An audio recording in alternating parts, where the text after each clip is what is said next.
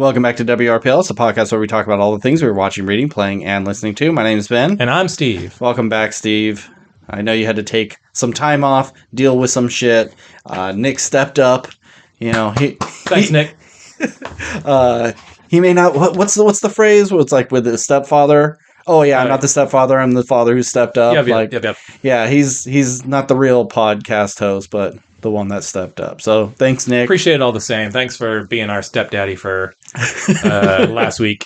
And apologies for the terrible sound. I don't know what was wrong with my system and my setup, but Nick just sounded like shit.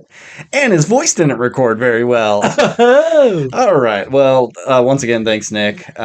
Steve, thanks for coming back and, Happy to be back, ready to talk movies and books and games. And it's been like 3 weeks worth of stuff. So you got a fuck ton of shit. Kinda. I could have had way more shit. Okay. Well, actually, I don't know if that's true because I kind of had a bunch of downtime, but also I was busy dealing with some things. So it was hard to get away, but it also allowed me to do some stuff. So we'll see. Our main topic this week is Disclosure Day, the new Steven Spielberg joint. I was going to have us rank our top 10 Spielberg at the end of it, but I figured there's going to be enough stuff. We don't have time for that also, it'd probably be the same, roughly same time. Jaws, Jurassic Park, Minority Report, Saving Private Ryan, one of the Indiana Jones. Everybody's got their own. Yeah. Yeah. Not always. Not 1942. Not The Terminal. Not The Terminal. I mean, maybe Catch Me If You Can. Catch Me If You Can might be on there. This is pretty good. Not War I guess we're doing it right now. All right, let's get on. It's like I know Ready Player One is on there for you. Totally, that's number one. You hate Ready Player One. But we're not going to get into It's a bad movie. We're not going to get into it. So we also got tons of other things to talk about. Steve's going to have more than me. I got out a big chunk of my stuff last week. And I, unfortunately, did not have the time. I said I had downtime, but I didn't listen to last week's podcast, so I'm not sure what you guys talked about. So there may be some repeats here. If I bring something up, just say we talked about last week, and I'll just give my quick thoughts on it, and we'll move on. All right, well, let's start with a roll. Oh, yeah. It's been 3 weeks, and you already forgotten how we do things here. I'm not even gonna. I didn't even roll with Nick. I didn't even bother bringing it up. Well, it wouldn't have counted towards your total anyway. No, it wouldn't have. But it'd probably be one of my only 20s. All right, here we go. 15. Okay. It's gonna be tough to beat. 25% chance to beat it. 16. You beat it. Oh, good job. All right. You beat the odds. Well, you said that you had a bunch of trailers you wanted to talk about. Let's start with that. Because actually, let me start with one little bit of news. Go for it. Okay. And it's dumb, but it pissed me off. When I was seeing one of my movies this week, I was there hella early because I was doing a double feature and I had a little bit of time. So I was in the theater before even the pre-show came on. And I got to tell you, if you go to Regal and you do watching the pre-show and trailer and stuff like that, at least show up 5 to 7 minutes after the ticket time. Because within that time, you will see a War.gov ad, and it's just all about how cool our military is, and Donald Trump is speaking the whole time, just going we'll fucking bomb the shit out of you. Really? Don't test us. We are the fucking shit. And it was disgusting, and I hated it. And there's an older woman next to me, and she was just scoffing the whole time. And so I was, throwing out, "Booze, get off the screen," being as obnoxious as I can. But yeah, gross. Fuck you, Regal, for... I mean, movie theaters were a big part of war propaganda and stuff like that in terms of just getting bonds and stuff to pay for World War II and all that shit. So it's nothing necessarily new. But those are always news fronts. Here's what's going on in the world. Fronts, and it was just it's essential to the war effort and kind of that kind of thing.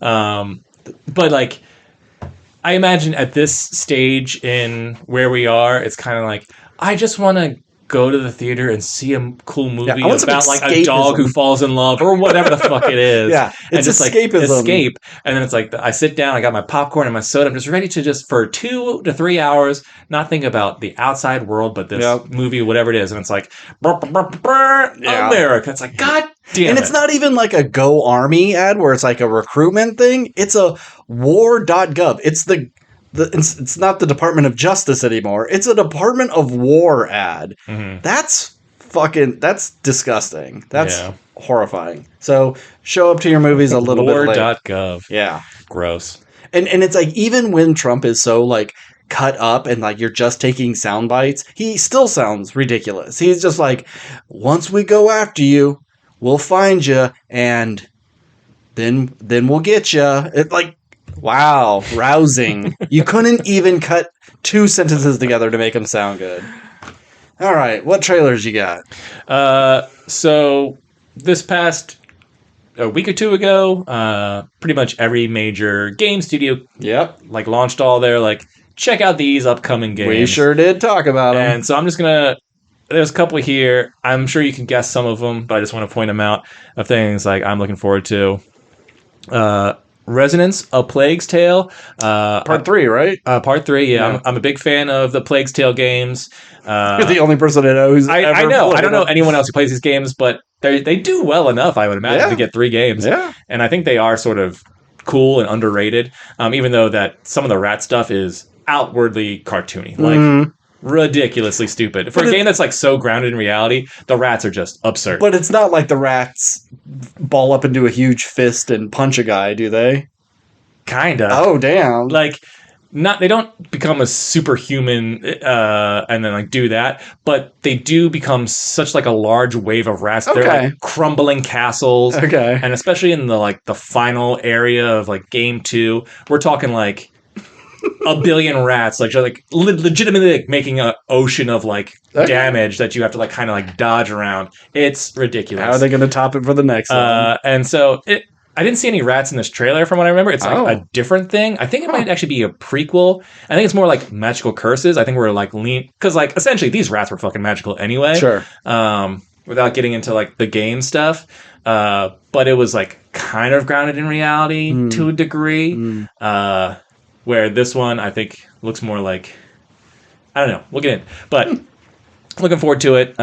It's from a character that appeared in the second game, but was not like a main character. So it'll be... But it seems like more action-oriented. Where like the other games are kind of more stealthy. Okay. So that looks cool. For listeners, if you could hear rain, it's raining. I can't get rid of rain sound, so deal with it. Let's see.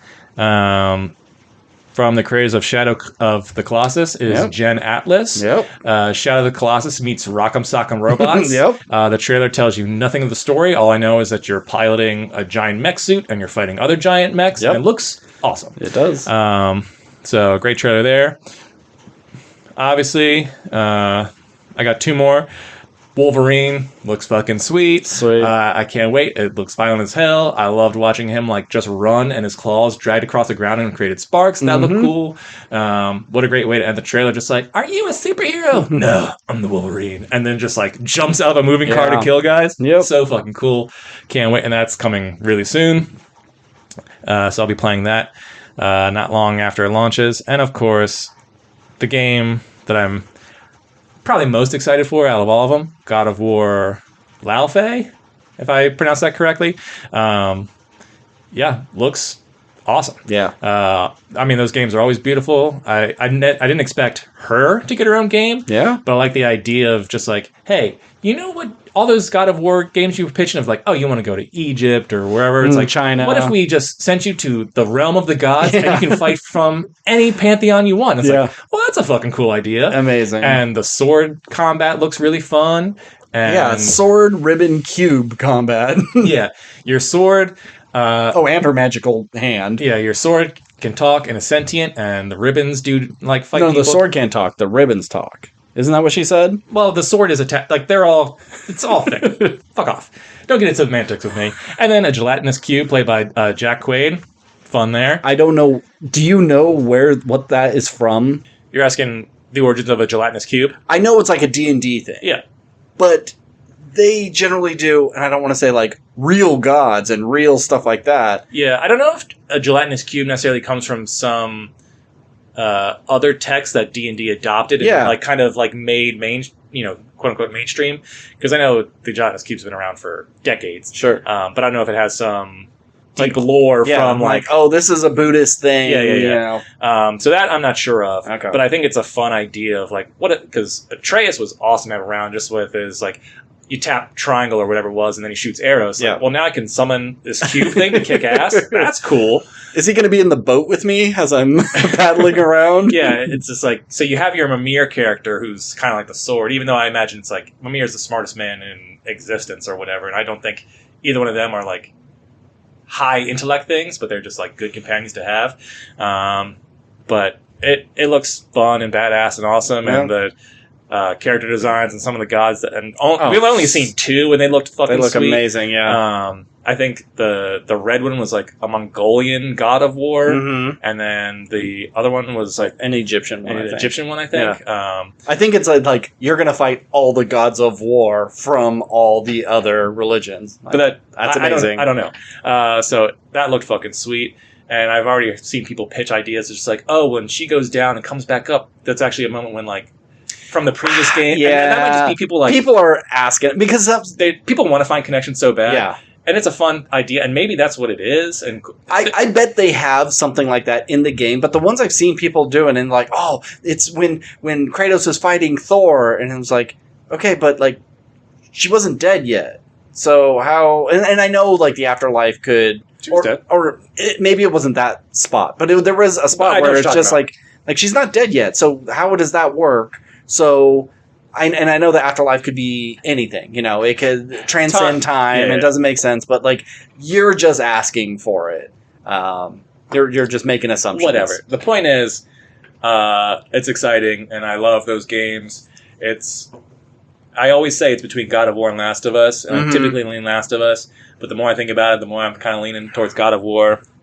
And you can just do so much more. Yeah, and the combat system fun. is insane. Both games are beautiful. I'd say that. Yeah, the story's stronger with The Last of Us, and because I can kind of like see this being an actual thing. Yeah. You can't relate to Kratos. I can't relate to Kratos. But that being said, as a dad, like hearing Kratos go like Atreus or Loki can go, Atreus remains, and then just hug. The music swells. I'm like, I'm on the verge of tears. I'm like, how fun in this game? It's just like it's all just earned. I could talk about it forever. Yeah. Which we have on this podcast before. Yep. So anyway. Those are my trailers. Gaming this year and next year just looks insane. Yeah. And I am going to run out of money, and my wife's going to leave me because all I'm going to do is I'm going to want to play these games. Yeah. And like, I know we have Grand Theft Auto coming, which I'm not buying. I'm not buying it, but I will play it if someone lets me borrow it. Exactly. And Nick even says, like, I'm not buying it. Like, it's not really our game. Like, sure. We've all played them in the past, and they're fun enough. But I enjoy Grand Theft Auto 5 10 years ago when I played it. Yeah.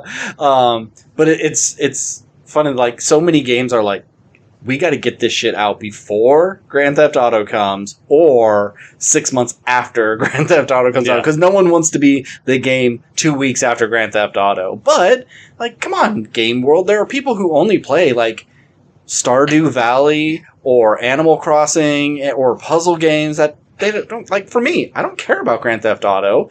You release Wolverine the same day as Grand Theft Auto, of course I'm buying Wolverine. So, I mean, I think if you release both those games on the same day, they're both going to get bought.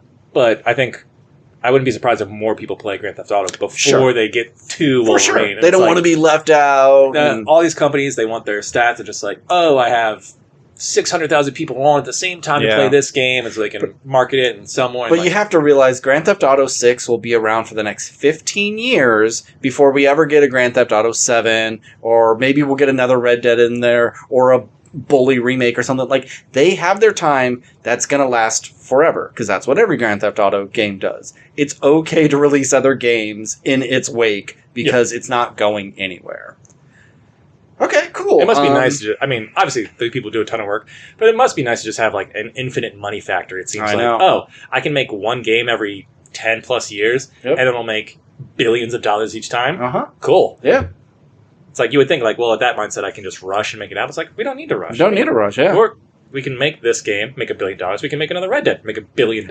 And you don't even have to make the story very good because it lives on in that role-playing sort of world online where people just pretend to be cops and drive around and pull people over when they're speeding and stuff. Like, there's a whole world of Grand Theft Auto that isn't the story mode. Yeah. And the stories aren't bad. They're not bad. I've essentially forgotten. I mean, it's been a long time since I played it. I only played it the one time. But those games are so massive. It's like, you buy because you're impressed by, like, the scope of it. Yeah. Like, the story is okay, but it's like, it's just impressive that these games exist. Yeah. Like, the Red Dead stuff, that's a great story. Mm-hmm. The Red Dead Auto stuff is like gangsters and guns and drugs. It's like, who fucking cares? You just want to get in the car and go, let's see where this goes. And you just drive around. Like, fuck the story. Let's see how big this is. Yeah. I want to drive this car off a ramp that lands on top of a on top of a plane as I shoot a rocket launcher down onto a group of old people in this old folks' home, and it's like, you want to look at a building and go, can I get on there? How can I get on there?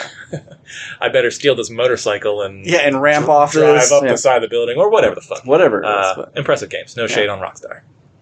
Cool. Did you have any movie trailers? Movie trailers? None that spring to my mind. Okay. I know I sent you that one about the whale getting swallowed by a whale. Oh. Holy that fuck. Looks awesome. That is so and it's scary. Also one of the scariest things I've ever seen. Yeah. I know I'm sure a lot of people would see that and just go like, oh, this... it's another shark movie. That looks dumb.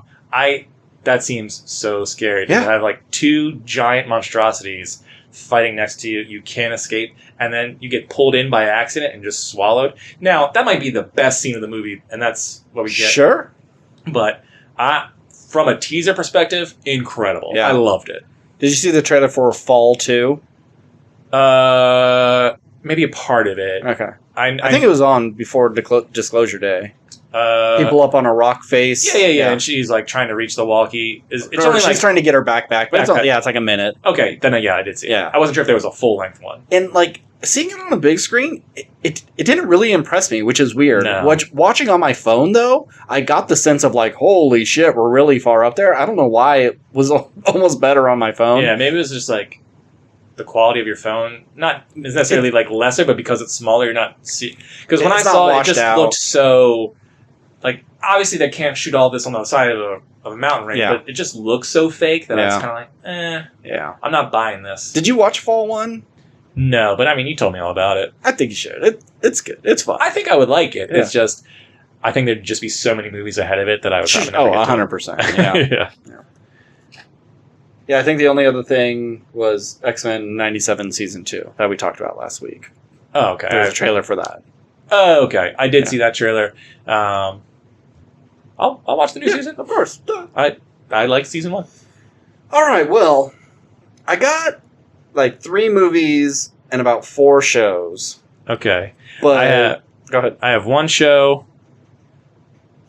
2 books, 1 comic, and 4 movies. Holy shit. Yeah. Well, then why don't you go first? All right. So some of these, it's been a minute, so I'll just give a quick little rundown. So a movie I saw, Memoirs of a Geisha. Oh, okay. I was hanging out with my sister, and she was talking to my mom, and asked if she ever saw it. And me and my mom both said we never saw it, and she's like, I think you guys would like it. And so we watched it. And Memoirs of Geisha, pretty good.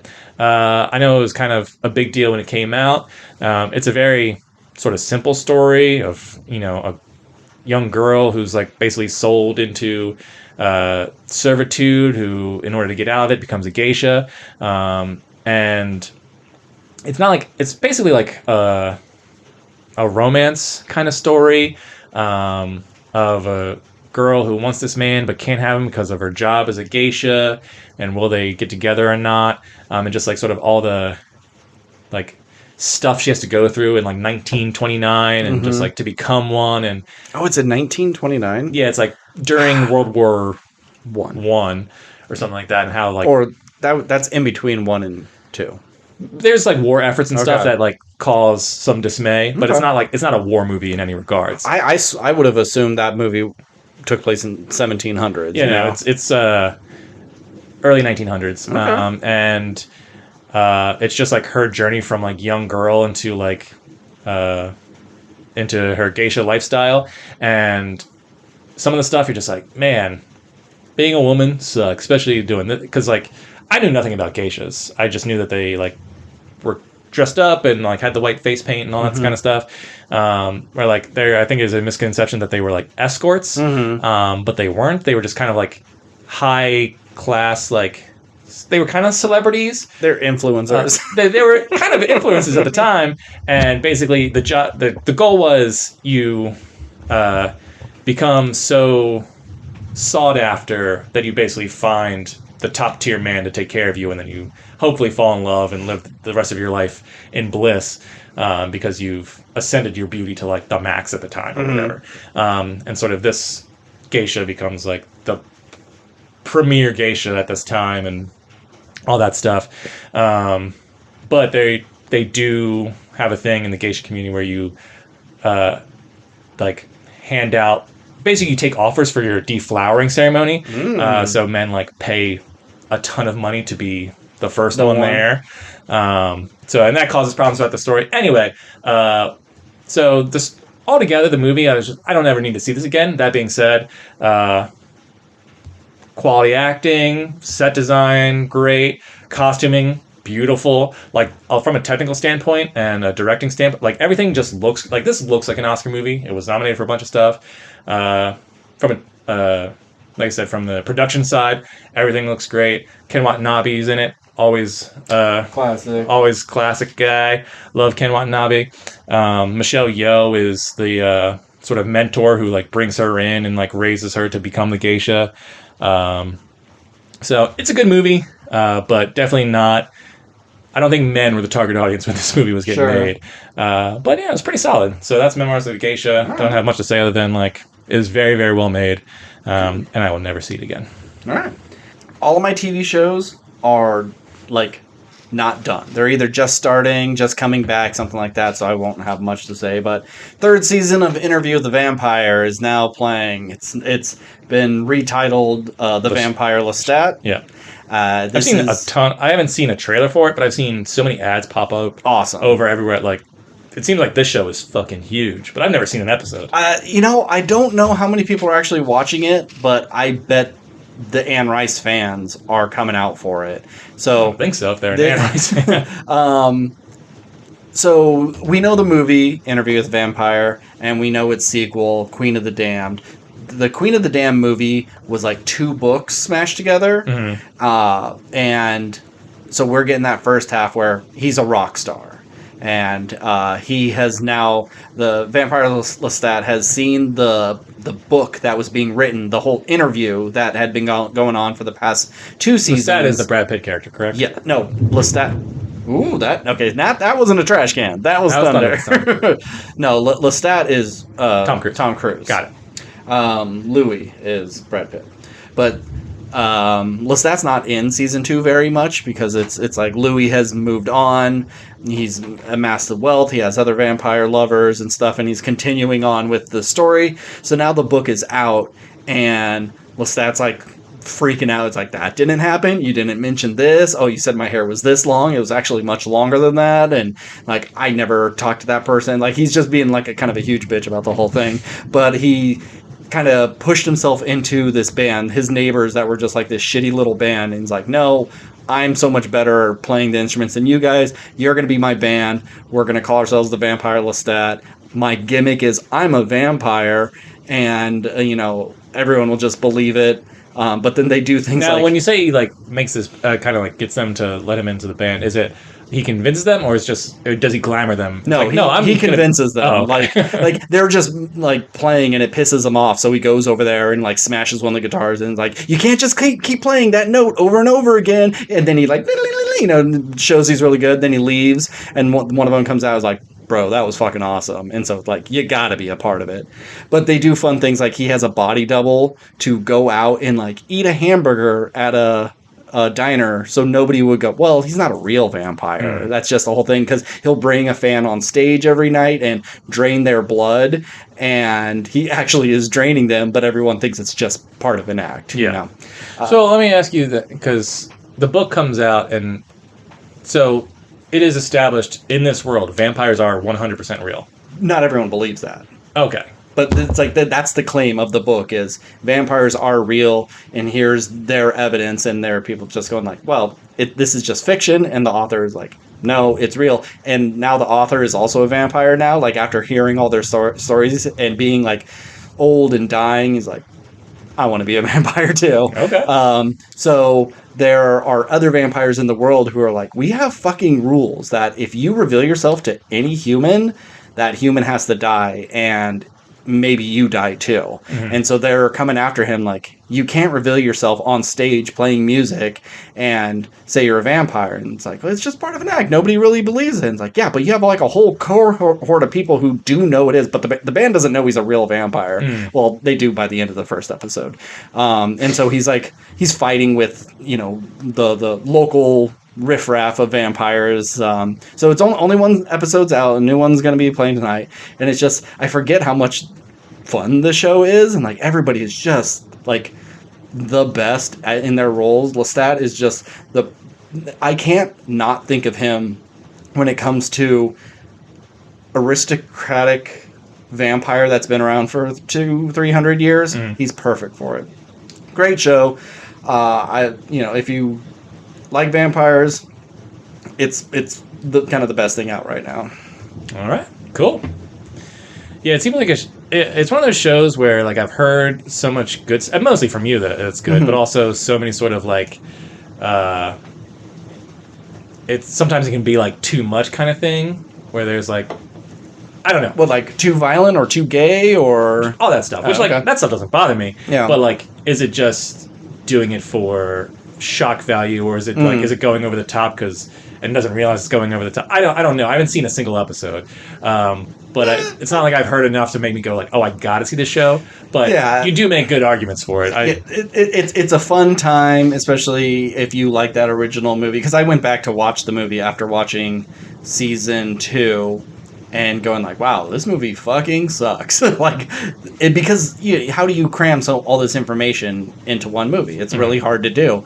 And it just, you're able to sit with these characters. And like Claudia, she was a 12-year-old girl who's a vampire. She was never going to go through puberty and stuff. And she wants a boyfriend. And then, she's dating this guy. And then they date for like 4 years. And he's like, where's your titties, chick? You still look like a 12-year-old. And, I know you say you're 18, but you look like a child. It's like, that's a lot to deal with, and you can't do that in a 2-hour movie. Yeah.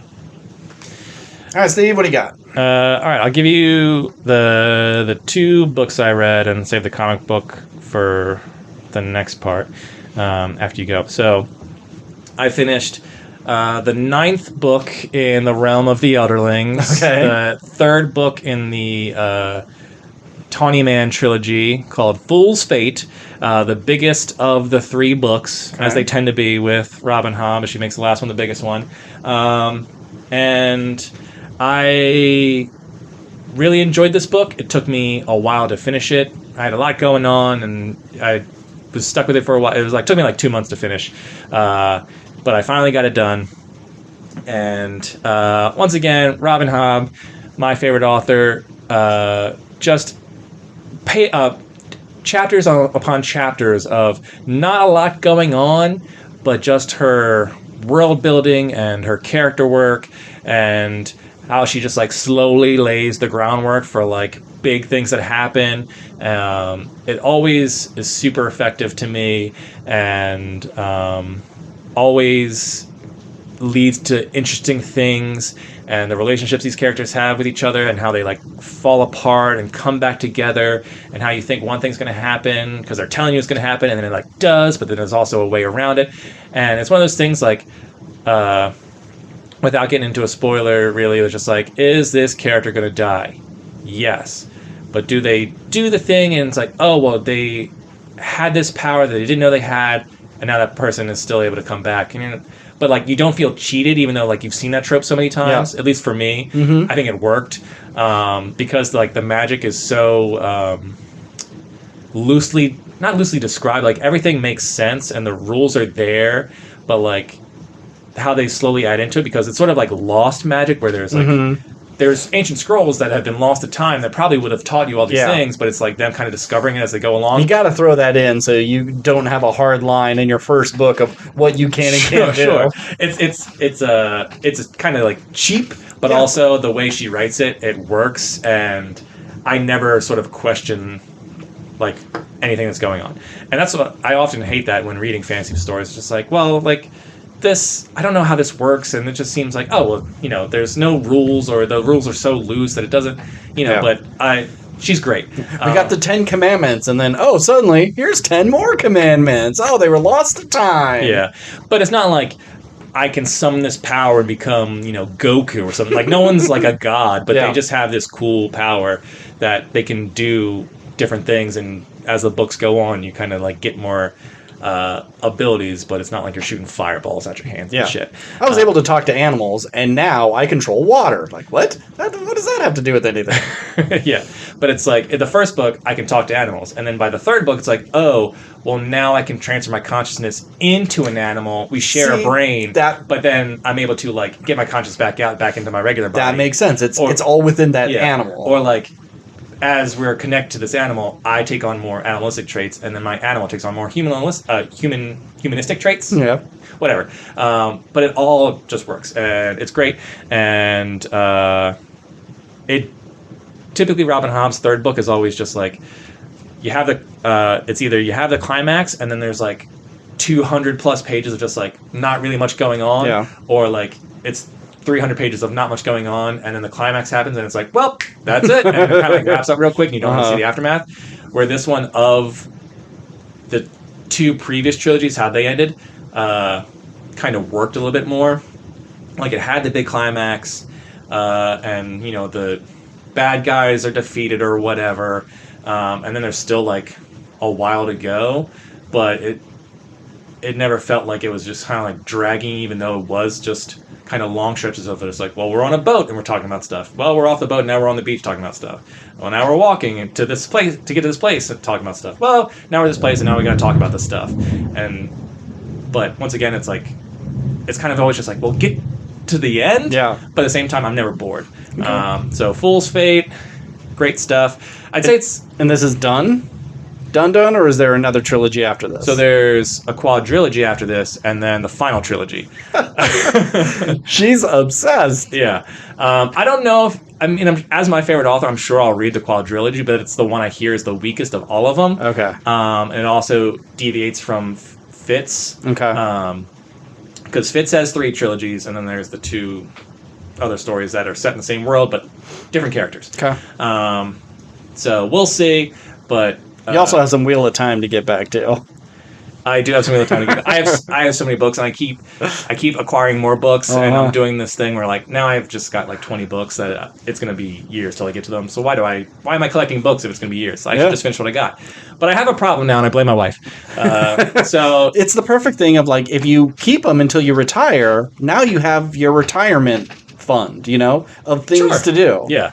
And as someone who doesn't like reads a book a month per se, it's not like I have so many books that it's like, well, it's gonna be 20 years before I get to them. It's like, if I never bought a book for the next year and a half, I'd be caught up. But or if who's gonna do that? Or if I really said, you know what, I'm gonna give up video games this year for like only an hour a day, and I'm gonna focus more on reading, then I'll be done by this year. But reading is the perfect thing for, like, when you're on break. Yep. You can't play video games when you're on break. Nope. But when you're at home, you can play video games. No need for reading. Yep. Balance. I squeeze it in when I can. So Robin Hobb, Realm of the Otherlings, Tawny Man Trilogy, great stuff. Enjoyed my time. Took a while for me to finish it. But if you love characters, if you love fantasy, if you love, lore and world building and all that stuff, and just high quality writing from a woman who's been in the game for a long, long time, check it out. Cool. And then my last book, and then I'll let you go, is much, much shorter. I needed a palate cleanser after reading like 2,000 pages or 1,500 pages, whatever it was, of Robin Hobb. I read a 97 page book called Animal Farm. Oh, okay. Yeah. All right. my sister had it, and she's like, if you want to read it, you can. I was like, great, I need something short to do. And so I never read Animal Farm. I knew it was like a political book involving animals on a farm, but I didn't really know much about it. That being said, man, this book is a bummer. And it's pretty fucked up. And not like in a fucked up way, like all these animals are like getting tortured. It's not a particularly graphic book, even though there are like battles in it. Did you read Animal Farm? No. Okay. So this is the 75th anniversary edition. So it came out in The 50s. The 50s. Written by George Orwell. Obviously, it's a very famous classic book that's been taught in schools. It's been on the banned book list a bunch of times. Adapted into movies. Just this year. But basically, it's a story of a farm where all the animals are just like, hey, this human who like runs this place treats us like shit. There's a pig who's like, let's overthrow this guy. And then one day the animals have had enough and they kick this guy out. And they're like, the farm is ours. And they like have 7 commandments of the animal farm is like, just like, no animal shall sleep in a bed. No animal shall ever kill another animal. And then, so they have, their commandments and they're like, now we can, it's going to be a little bit hard. We're going to figure things out, but we're going to be free. And then like some of the animals are kind of dumber than other ones. Some of them, the pigs are like the smart ones. And they're like, okay, we'll take a leadership role. We'll make plans and we're going to build a windmill and we're like till the fields and grow our own crops. And then but we won't do deals with humans. And we'll send out pigeons. So like other farms will like rise up and, it'll be a world free from humans and it'll just be back to the animals and we're all equal. And then as the book goes on, it's just kind of like, well, we can sleep in the pigs are running things. And there's one that called Napoleon, which is a little heavy handed if you ask me. Like some of them have like cute pet names like Clover and, Snowball. But then you have Adolf Hitler, the pig. And then Napoleon's running things, and then he's just like, well, we can't sleep in a bed with sheets on it, but we can sleep in beds. What was so bad about sleeping in beds? But it was just like, it's a human thing. Wow. But then it's like, well, this bed's really comfy. Okay. So, but it's the sheets that are bad, because we all have beds. Like, you have a bed of hay. Sure, You do have a bed. Okay. So, but the sheets are man-made, and the beds, I don't fucking know. Okay. They justified it. That's the point. It's just like, slowly the commandments... And I'm assuming the pigs can sleep in beds, but no one else can? Well, yeah, the pigs live in the house. Yeah. And then it's just like, no animal can kill another animal.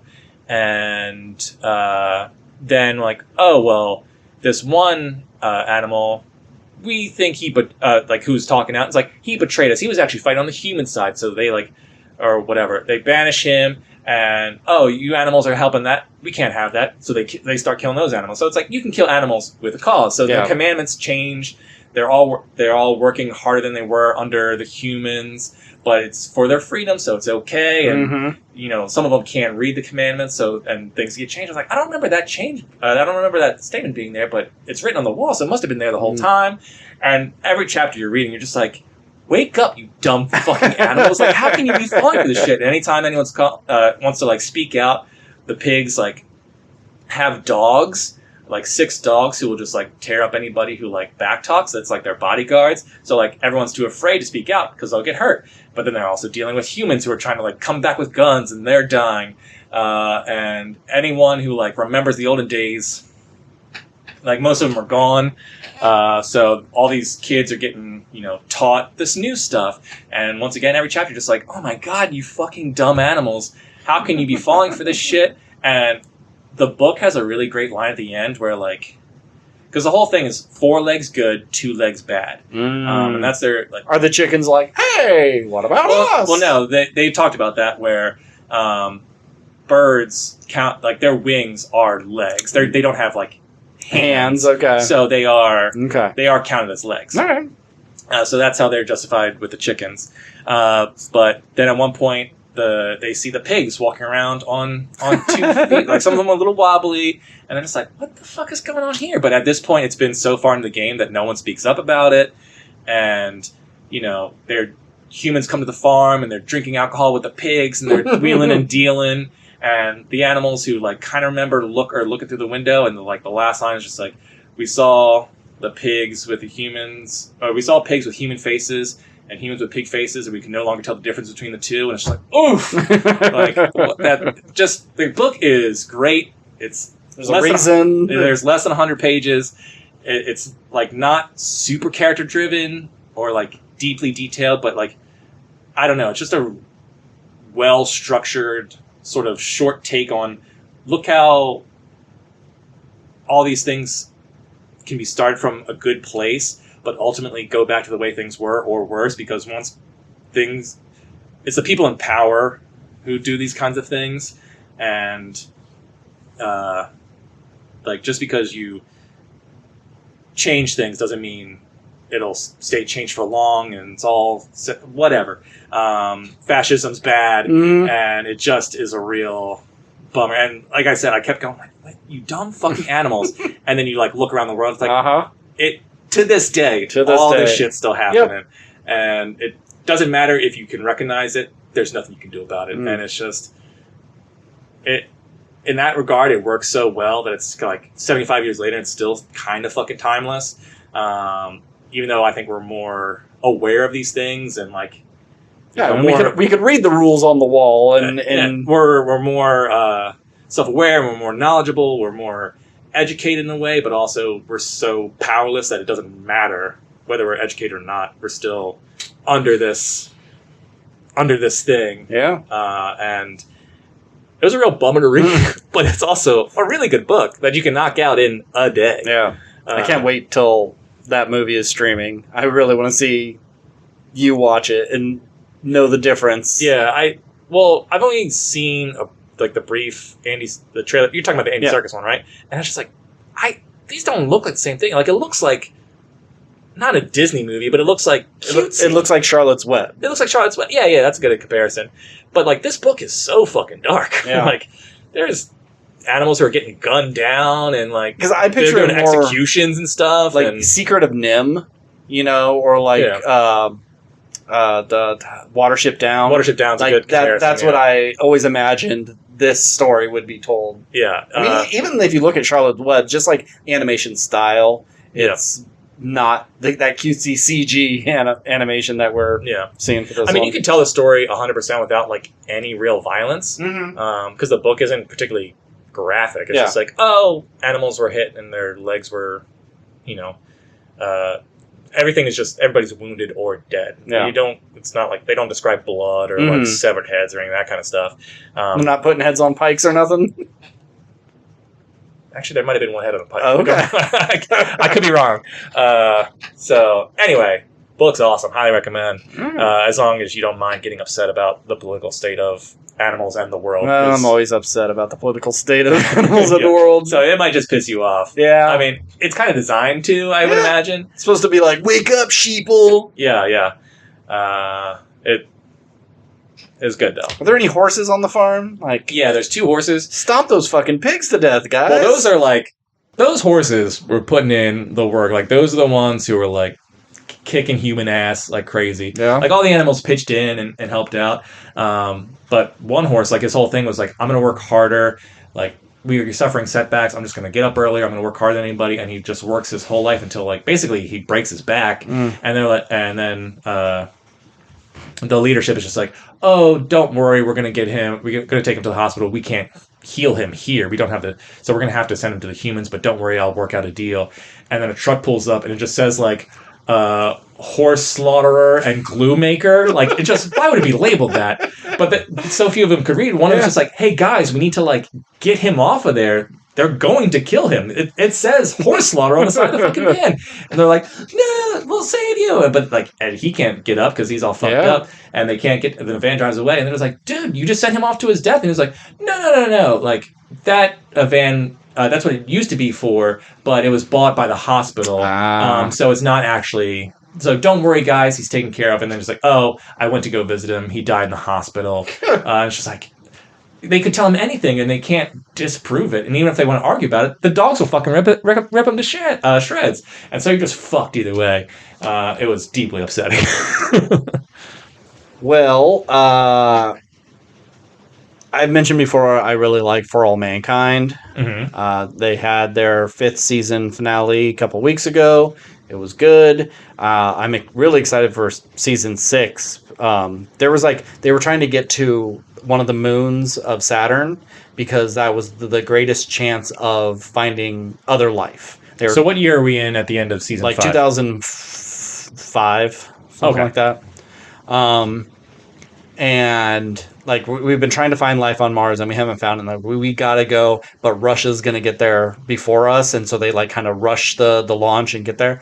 But Russia, something fucked up, and they weren't able to slow down to get into the orbit of this moon, so they just kind of bounced off the surface and they're just gone.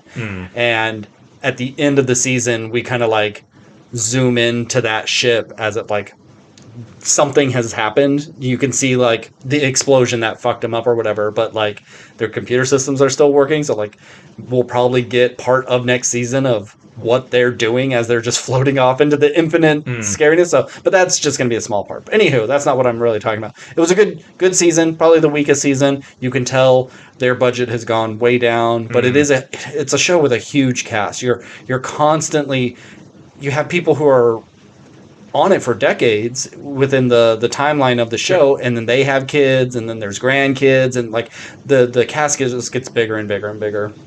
So there needs to be a war that wipes some of these characters out. Well, I mean, some of the characters who have been around from season 1, they're ancient now, so they die from old age. There are some people who have been main characters for a few seasons. They die because it's space, fucking shit happens. But there is a new show they spun off For All Mankind. Really? Yes. It's called Star City. We're going back to the 60s, and we're seeing everything from Russia's perspective. So they have already landed on the moon before us, and they have sent their first woman into space, and now they're trying to get their first woman on the moon. And so we get to kind of see it from their perspective and how different their government reacts to things. Now, is it English actors doing Russian accents, or is it... That's the thing. They are not forcing anybody to do a Russian accent. Okay. So they are just I mean, that's fine. That's what they basically did with Chernobyl. That's the greatest fucking thing I've ever seen in my life. So what's his name? Rhys Ifans? Yeah. He's the head scientist of Star City, and he's just doing his normal accent, which is great. People who are Russian are doing Russian accents. Some are just English, they're American speaking. It's fine. You don't even notice it. Yeah. You're in Russia because everything is gray. They don't believe in color. But it's just it's interesting because we have we see their network of everybody's bugged. So even you're the hottest shit astronaut, you're a national hero, your apartment's bugged because you may say something fucked up and they're going to get you for it. And Russia has always just been such you can't be weak, you can't be incorrect, you are just, you can't show the weakness because then your enemies will come at you. So they think this first woman in space, that she is a mole for the Americans. There's some information that has gotten out. Americans have stolen some of their blueprints of things, and so they're trying to figure out who it is. And they think it's her, and they kind of get this information kind of wrong. They're listening in on her, and so they capture her, and she's in prison, and then they realize oh, she's actually talking about this. We fucking got it wrong. This other person who's listening in on some other people, she goes, oh, actually, I think we made a mistake. She's innocent, and the mole is still out there. And so this kind of head military person is our point person for the government. Ooh, she's just got this face of a hardened evil woman. And so she brings the woman who does the listening, And it's just like, oh, well, here she is. Tell her all about it. And the astronaut's like, see, I told you, I'm not the mole. I was innocent. And they're like, yeah, and we apologize. And then, blam, blow her brains out. And like, why'd you do that? It's like, Russia doesn't make mistakes. If we let this out, we would be shown as weak. So it's like, that's just sort of the mentality. Then when they get their first woman on the moon, when she gets up there, she has a thing to say, and she goes off script and thanks a bunch of other people, including like the woman who was killed, and they cut her feed. They're not happy about it. And when she lands, they bring her into a truck and sits her down next to like her body double and looks exactly like her. Like, do you know who this is? I'm like, no. I'm like, this is you. If you don't play along right now, like, we will kill you right here, right now. And now she's the first woman in space. And it's like just a brutal way to run a country. It's awesome. It's a great show. There's about 4 episodes out right now. It's a little slower paced and it's not nearly as fun. I was gonna say, For All Mankind's like kind of got a hopeful outlook on our society and future. You got hotshot pilots sleeping around, drinking, and having a good time, and then you have these people who's like, I want to have an affair, but like, holy shit, we could be executed if we, find out. And there's one character who transfers over into For All Mankind, who comes into later seasons as an older woman. So we kind of know what happens to her in the future. So that's kind of fun. If you like alternate timeline space shows, and you don't need to see For All Mankind to watch this, it really just kind of picks up on its own because they are so self-contained. Like, we're not going to check in with America because they're not doing that, It's good shit. Yep. All right. Every time you talk about it, I'm like, I really should watch that show. It sounds really cool, but then I don't. It's like, instead I end up watching a couple episodes of Daredevil and then give up. I was like, I don't really care. If you like science fiction, it's like you get Apple because you got your For All Mankind, and then you got your Silo, so you got kind of your mystery sci-fi, and then you have Invasion. Well, Invasion, which I haven't watched, and then you have Foundation, which is your hard sci-fi, your big concepts, your year 30,000 in the future. That's like, if you like Dune and you like that sort of craziness, you get there's a little bit of everything. All right. And Silo Season 3 coming back in July. I've seen no advertisements for it except for when I go to play another episode and they show me that Silo's coming. Like, guys, don't you have any faith in this show? Like, where's your advertisement? It has like huge stars too. It's like you would think. All right. Well, sounds awesome. So I'm going to do a comic book because I think everything else on here you have seen. Okay.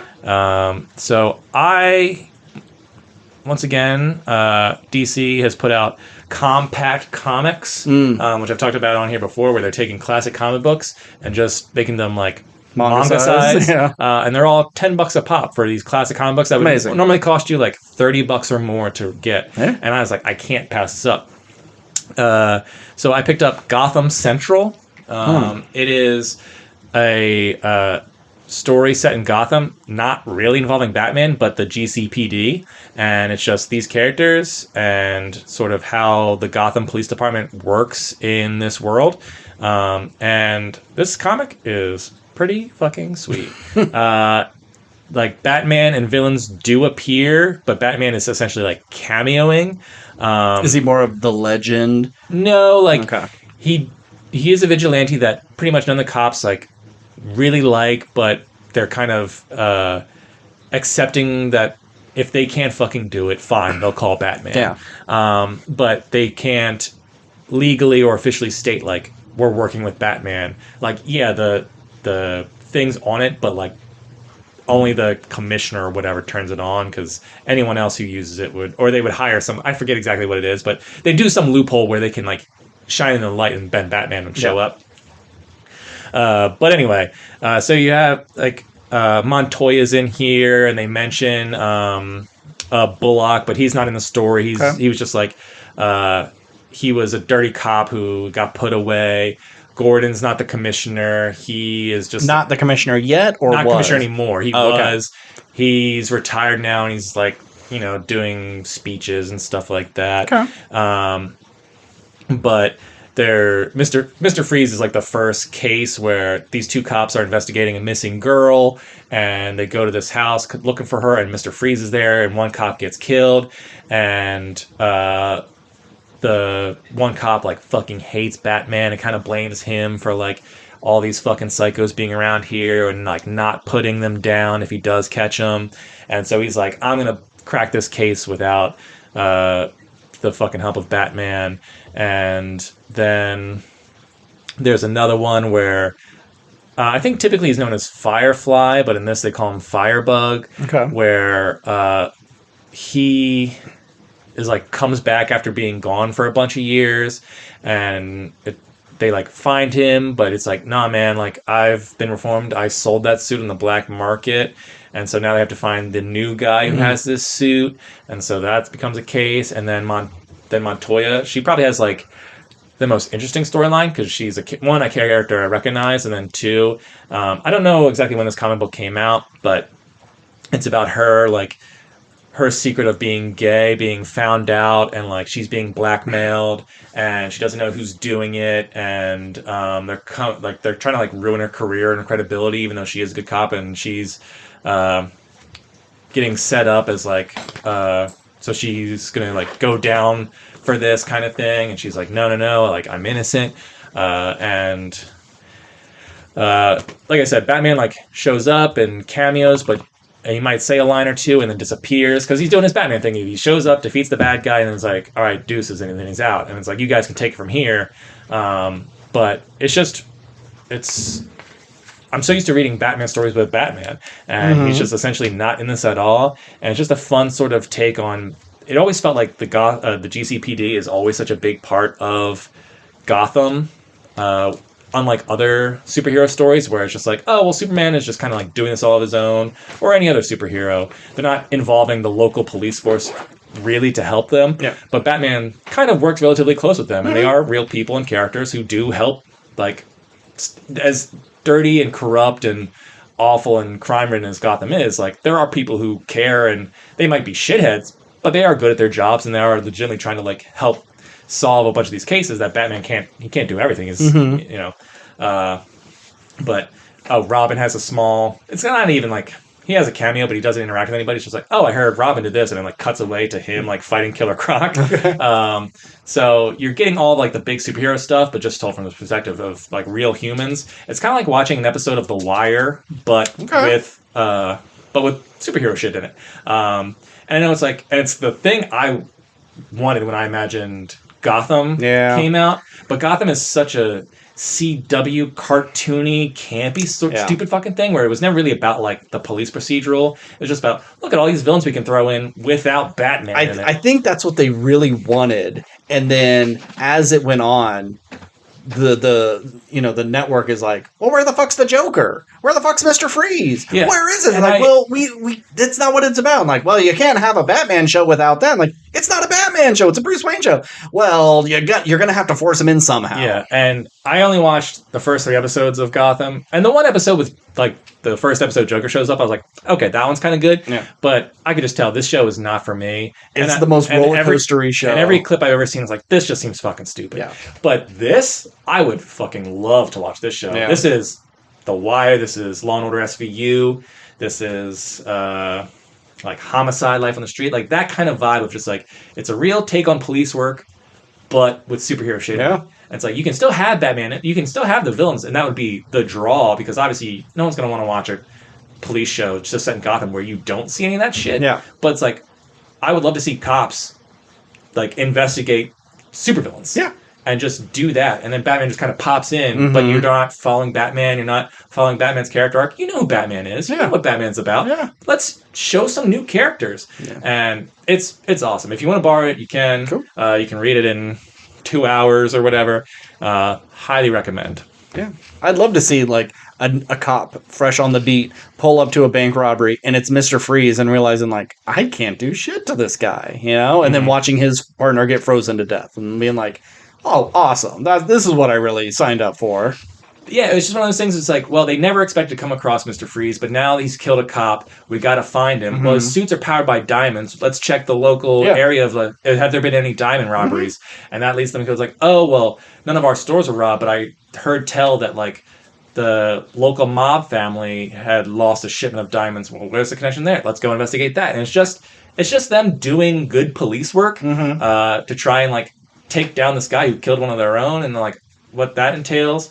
And there's even a fun scene where one of the cops is like talking to another cop who's just like kind of sitting in the corner in the shadows, and then the cop walks out and just realizes that the cop he was talking to was standing in the middle of the office, like, what? I was just talking to you, and it's like, turns out Batman can do a hell of an impression of you, and like you didn't realize that the guy he was talking to was fucking Batman. That's cool. Just doing a other officer impression. I was like, damn. And it's just like those little things of just Batman is in the shadows doing Batman shit, but he's never really part of the scene. That's cool. And it's just really great stuff. All right. What I want to talk about is a movie I watched today. Oh, okay. Nick had already brought this up on an episode, but I watched Dust Bunny with Mads Mikkelsen. Okay. It's on HBO right now if you want to watch it. Pretty much, little girl, she has a monster under her bed, kills her parents. She sees Mads Mikkelsen, who is a neighbor, kill a dragon, but it was just like criminals in a big like Chinese paper dragon. They were using it as like cover, and like she's seeing like the shadows on the wall of like this epic dragon fight. So this guy kills monsters. So she robs a church, and she's like sitting there with the collection plate, and everybody's like gathering him up, and she's just running out of the church with a plate full of money. And she pays him like, hey, there's a monster under my bed, I want you to kill him. The monster just ate my foster parents, and I need you to do it. And he's kind of like, there's no such thing as monsters. I'm a killer. I think it's just like, these people came to kill me, but they got the address wrong and killed your parents instead.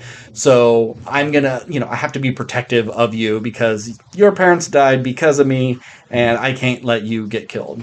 Now, I kind of vaguely remember Nick talking about this. Is he like an assassin, or did he work for the mob and drug dealer gone bad? Or? He's an assassin of some kind. They're very vague. Like Sigourney Weaver is like his handler, and she gives him missions to do. So I think he's like Leon the Professional, and it is very much very like Leon the Professional. I love this movie. It is so slick. The director, this is his first movie, but he made Pushing Daisies. He made Hannibal. Whoa. Yeah. Two completely different shows. Wildly different. That's crazy. Know? And so it's got this like quirkiness to it, almost like Amelie, but it is really dark. His cinematography is amazing. Like, she's running across rooftops just to kind of catch up to Mads Mikkelsen, and she runs across a skylight. And for 2 seconds, we see a shot from underneath the skylight, and we see her feet bump, bump, bump. And it's like, you didn't need to do that, but it was beautiful. Someone presses an elevator button. You see it from the other side as you're like inside the internal works, and someone's pushing it. Like, all these little flares to make the filmmaking so much more beautiful. There's someone who's like reaching around the corner to like hit a light, and just the way their hand is and the shadow it makes, it looks like a creeping evil witch hand. It's beautiful. It's so well shot, and the set design, the costumes, and then the little girl is like, I hope she loves acting because she's going to be a superstar. She's so good in this. I had a blast. It's worth your time. I'm gonna have to check out a trailer because and it's like there's lots of violence in it, but it's not very bloody. Yes, I won't get into too much, but you could even watch this with a kid. Like, maybe your kid's a little young and not gonna quite understand what's going on. My wife told me he watched an episode of Spidey and His Amazing Friends the other day and had to turn it off because they like seemed to be in legitimate danger for the first time, and it freaked him out. Okay, so maybe not your son. Okay, maybe like a real grown-up kid. No, it's just like this. Like, so this is a PG-13 movie, or are they? I believe it. I mean, F-bombs? There may be. Let me look it up real quick. I just had it up. I should have looked. Let's see, it's still there. Rated R. Okay. I mean, there is violence. Violence and gore moderate, profanity mild. frightening and intense scenes. So yeah, it must be rated R just for maybe one too many F-bombs and but mostly violence. I'll bring up a point that he brought up. Maybe you'll remember this, but Sigourney Weaver's in it, and he was talking about, like, I've never seen Sigourney Weaver look as attractive as she has. Is this ringing any bells? Maybe not. And it's not like, oh, they've caked her in so much makeup or de-aged her so she looks 30 or something. It's like, she just looks like Sigourney Weaver. But there is something about her. She's, like, beautiful in this movie. A great time. I loved it. All right. It probably would have been on my top 10 of that year. It came out last year if I would have seen it in that year. All right, sold. I'll check it out. Cool. You said it's on HBO? HBO. Actually, I think my parents just deleted their HBO, so I don't know if I have access to it anymore. Okay. And I'm on the last season of Hacks. It may be on Hulu as well. All right. I'll see what I can do. My next thing is something I'm not sure if you've seen, but I can't imagine a version where you haven't watched it. Okay. I watched Spider-Noir. Yeah. Oh, yeah. We talked about it last week. Okay. So then I won't ask you for your thoughts. Actually, I will, but just like, you liked it or you didn't like it. What did you think of it? I had a really good time with it. I thought it was really fun. I don't think we needed Nicolas Cage back just because he was the voice in Across the Spider-Verse, even though it's not even the same dude.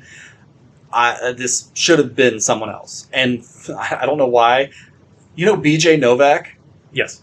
I think he would have been a pretty good, Ben Reilly. Okay. I could see him fitting that time period and handling the comedy a bit better because Nicolas Cage is a melting wax person, and he's a 60-year-old man playing a 40-year-old man. Mm-hmm. So I don't think he needed to be there because his wacky parts are some of the funniest parts of the show, but it's almost too much. But overall, I had a great time watching it.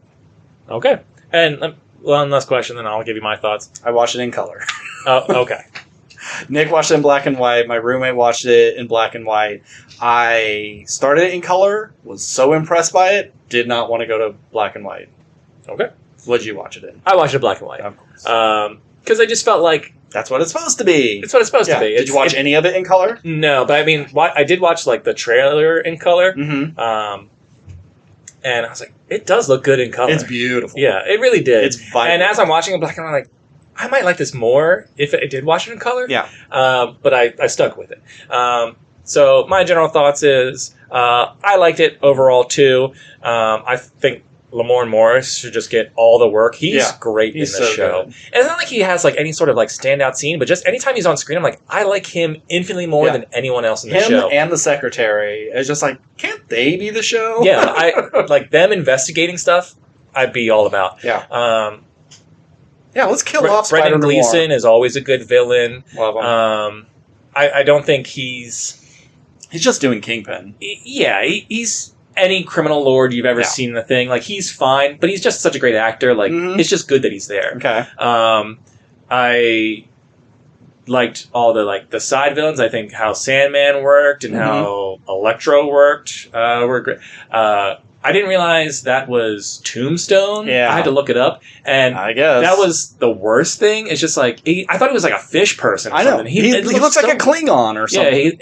Yeah, his makeup was bad. Yeah. He's an albino. Tombstone is an albino. I would have changed him in some sort of way. Yeah. So what'd you think of the Shocker? Or they call him the Conductor. Or whatever it was, yeah. But like Nick was saying, he hated him. I thought he was just like so hammy and so much fun. Yeah, big performance. Yeah, overall I liked him. Sometimes I felt it was kind of like a little much. Yeah. It was the most sort of actory of all the group, but he's an actor. But he's an actor too, and it's like so him playing up this sort of Shakespearean thing. I kind of enjoyed overall. Yeah, because you have your two sort of everyone on the show who's like bad guy. They're all just like brooding, badass, tough guys. So like have a fat guy who's like kind of hamming it up but is also like super dangerous. I thought he was like a fun change of pace from the other. It's like, okay, those guys are thugs. This guy's a fucking psycho. Yeah, they're like, I'm just doing this so I can protect my girl, my mom, my way of life. And he's like, I want to kill someone. I just like violence. So he was fun. Then we got Cat Hardy. Cat Hardy, yeah. and I liked all the backstory stuff of like them all being part of a group and like how they all sort of got their powers. It's like Static Shock, when it's like the big gas cloud. This is how you get all your villains. All of it worked for me, and I liked that all the villains, even though they were bad, they had other than the conductor and then Silverback or whatever his name is. Silvermane, yeah. Like, those guys were just bad dudes. Yeah. You don't really need... They're like gangsters and a psycho. But all the other villains had, like, reasons to be bad, essentially. Also, the man spider thing that bit Nicolas Cage scared the fuck out of me. Yeah. That was so scary. That was great. But the one thing I would change about the show, without question... Nicolas Cage. Yep. I did not like him in the show. I don't think he was bad, but he was doing the Nick Cage things of sometimes some of his line deliveries were all over the place. He was way too old for this role. It was so fucking annoying to see his sort of old round body that is just an aging of a man, which I give him no shade for. Yeah. But then to cut to the buff guy who's under that mask doing Spider-Man shit. It's like, Nicolas Cage isn't doing this. Yeah. And don't get me wrong, I know anyone who wears a mask in these superhero movies is just it's a stunt guy. But typically, they have the same fucking body type as the guy in this, and you can tell they have to throw a bunch of layers and a big trench coat over Nicolas Cage, because otherwise no one would believe they're the same person. And I think all the action with Spider-Man worked, or the Spider, that all worked and looked great, and all the sort of old-timey noir stuff where I wish it did a little bit more detective work. Sure. Where it felt more, Batman the Animated Series. When he got the money and marked it, like, ooh, this is cool. I like how he kind of played that whole situation. I forget the name of the singer. Cat. Oh, yeah, Cat. Sorry. But gorgeous. But, had the classic, dame in distress who's falling for Ben, but is she also actually with the bad guy? Like, all that stuff, all the tropes in here, I think worked. And I think altogether I enjoyed the show. But you fucked up bringing this Nicolas Cage back. Yeah. Keep him the voice. Like, if you wanted to bring him back as a cameo or make him the bad guy or do something, or make him Uncle Ben that dies. I was just saying that. Because, and then that would have been fun, because it's like, oh, it's a callback to him being here, but we replaced him with someone actually good. Yeah. Because he's been rallying this, and they're like, well, let me read a Spider-Noir comic book. And I downloaded one to my phone, and I think it was the first run of, like, the original, like, creation of him. And it was Peter Parker. Yeah, he's Peter Parker in Spider-Verse. Yeah. And so it's not the same one, even though at the beginning they say, like, someone asked me about being in this reality or whatever, like, alluding to that. Yeah. But he's not even him. But when the scientist mom and her son, and her old son, when he says to him, like, I would have found you sooner if you didn't change your name. But they don't bring it up again. So he may be a Peter Parker, and then when he came back from the war, became Ben Reilly. Okay. So I think they're leaving it open. Okay. But, like, maybe because one of the things I heard was, well, there's a part where he webs a dude and turns him as he's shooting a Tommy gun and kills another gangster. We can't have Peter Parker killing dudes. We got Ben Reilly kill dudes. That's fine. But that may be a studio thing. Okay. Well, either way. Can't have Peter Parker drinking as much.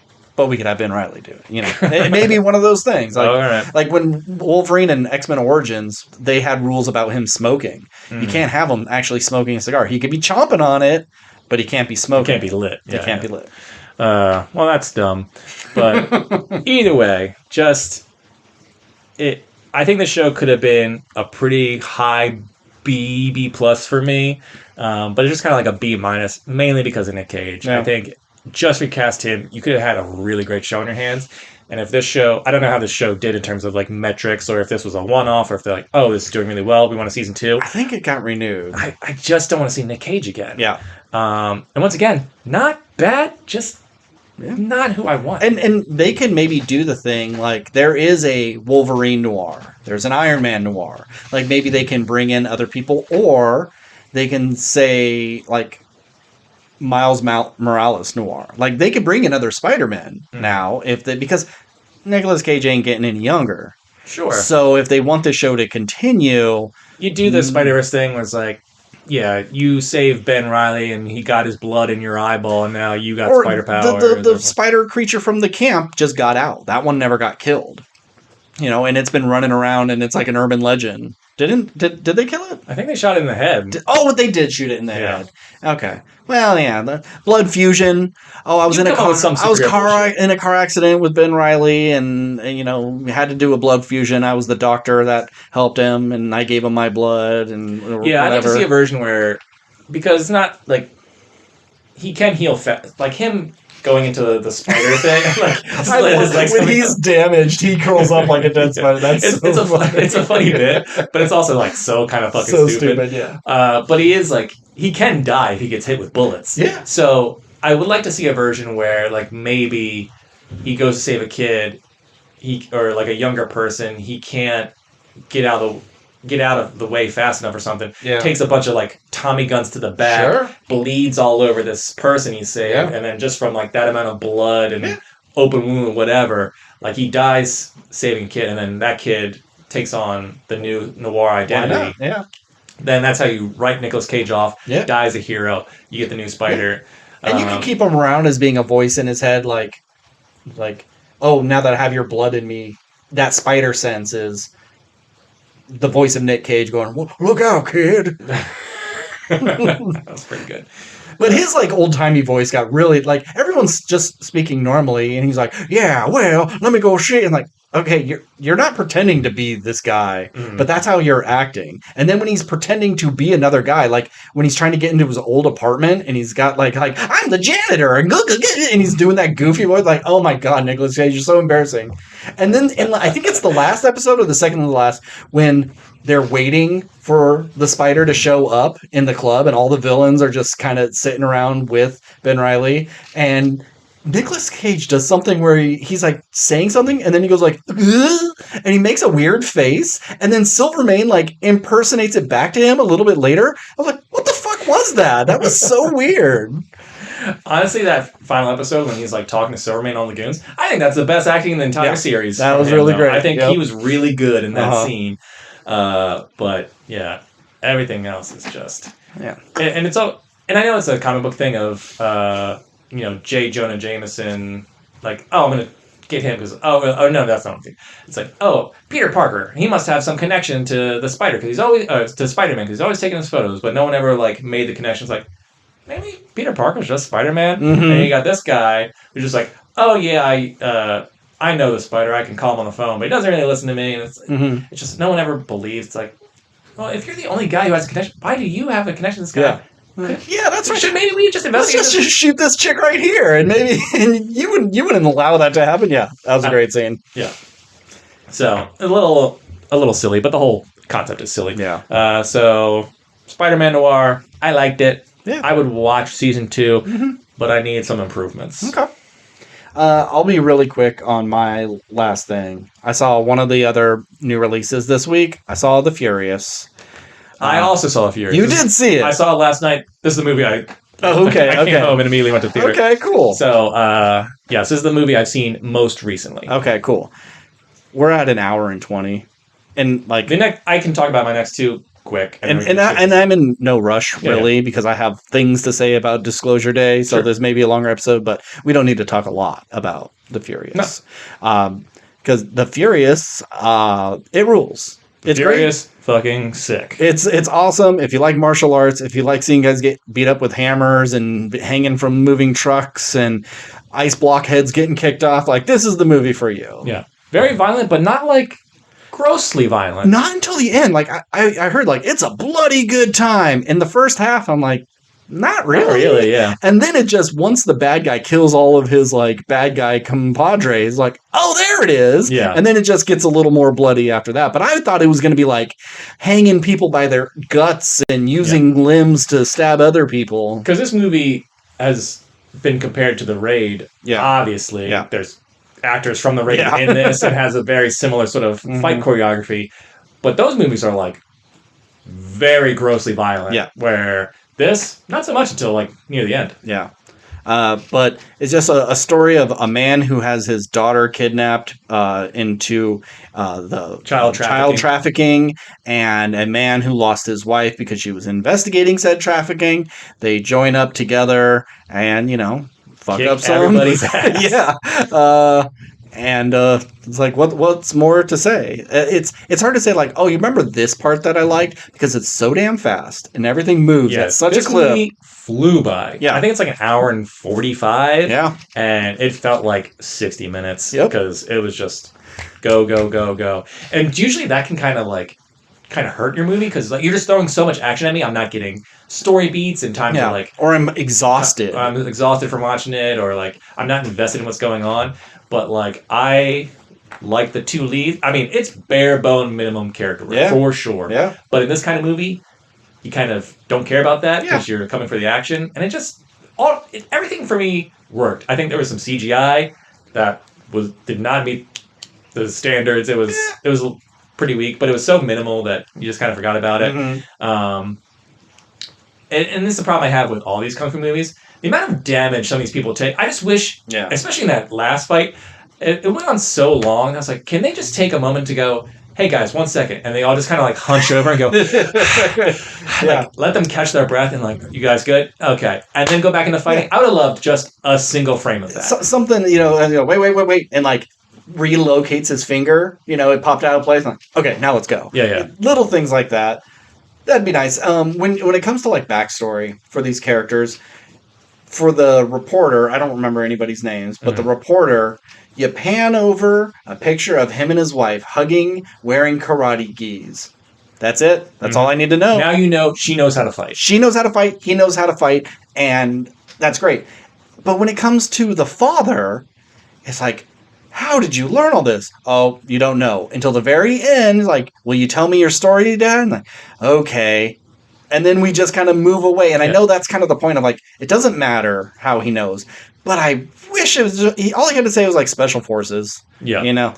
I mean, I typically am in that camp of just say that and I can go, okay, I believe this guy kicks ass. Yeah. But at the end of the day, like, his journey is about him being a good father and like the lengths a father will go to protect their children and go after their children. And he just has a special skill and you can just kind of make up your own thing. It's just like, it's probably some bullshit.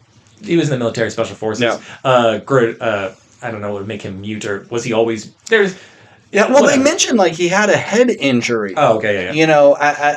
Early on and like, okay, did that make him mute? Or did that unlock his special powers? I don't know. Because I thought that was going to come back. Like, he would get hit in the head again and be like, what's going on? Like, what? And gets hit on the head again, and then he is mute again. Whatever. Too silly. Yeah. But I liked all the characters in this movie. My biggest problem, I think, from a character standpoint is the final villains. Just because, like, it kind of feels like the pretty boy guy came out of nowhere. And Mad Dog being this archery expert in a tracksuit, pretty fucking cool. Pretty cool. But like, doesn't speak, I don't think, and like you don't know anything about that. He doesn't really speak in a lot of his movies. No. It's just like, you're not a good actor, but you look like a scumbag and you're really good at what you do. You're really good at fighting. And that's fine. Like I call him Mad Dog just because that's from the raid. But that actor and this character, it's just like, okay, he's just the most badass henchman. He's essentially doing what the guy with the 2 blades in the raid did. Like, he didn't really talk either. He was just the guy you could get to kill all the people who everyone else you need to put 20 arrows into your dude. So, like, he didn't need to be a character, but it's just kind of like, oh, well, I'm tracking these guys and the cowboy with the fat son.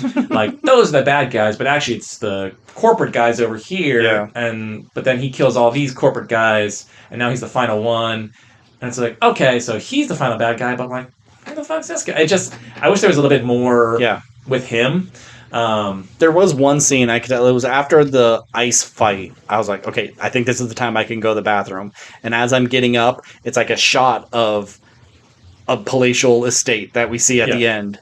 And I went and I came back and they're torturing the dude on the bed frame with the thing. Yeah. So it was like, I don't know what happened in there. And I'm assuming we got more of that posh villain. It just established, like, okay, I'm in this movie. I am an underling to this these mob bosses, whoever they are. Do you see the police chief then? Not then. Okay. But you see, I think they might call him, and you know that the police chief is I mean, it was obvious when they're like, "Step aside, let the thugs with the machetes through into the house with the missing children." Well, I called this police chief was from the jump, because as soon as he walks through, and this isn't a report. This isn't a report. Yeah. Don't worry, I'll take care of this. Like, he's not. You're not. Yeah.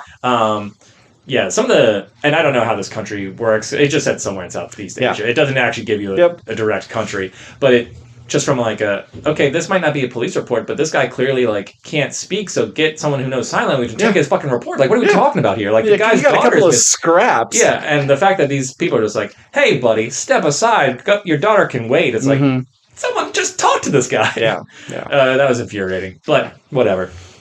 All in all, this movie fucking rules. The definite standout of this movie is the fat son who I never saw coming back, taking a sledgehammer to the fucking skull. Yeah.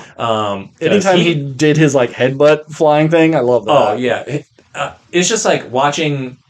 Like, if Chris Farley in Beverly Hills Ninja was actually like a good ninja, not comedy. Yeah. Because the way how big this guy was and how fast he moved, but how like animalistic he could be, of like jumping forward and stuff. I love that. I loved a lot of times when they were fighting, a guy would like raise his foot to kick and then pause because the guy thought, and then he would move, like all that stuff. The way they're able to sort of like move through legs and like push off of someone's legs to like go to another guy.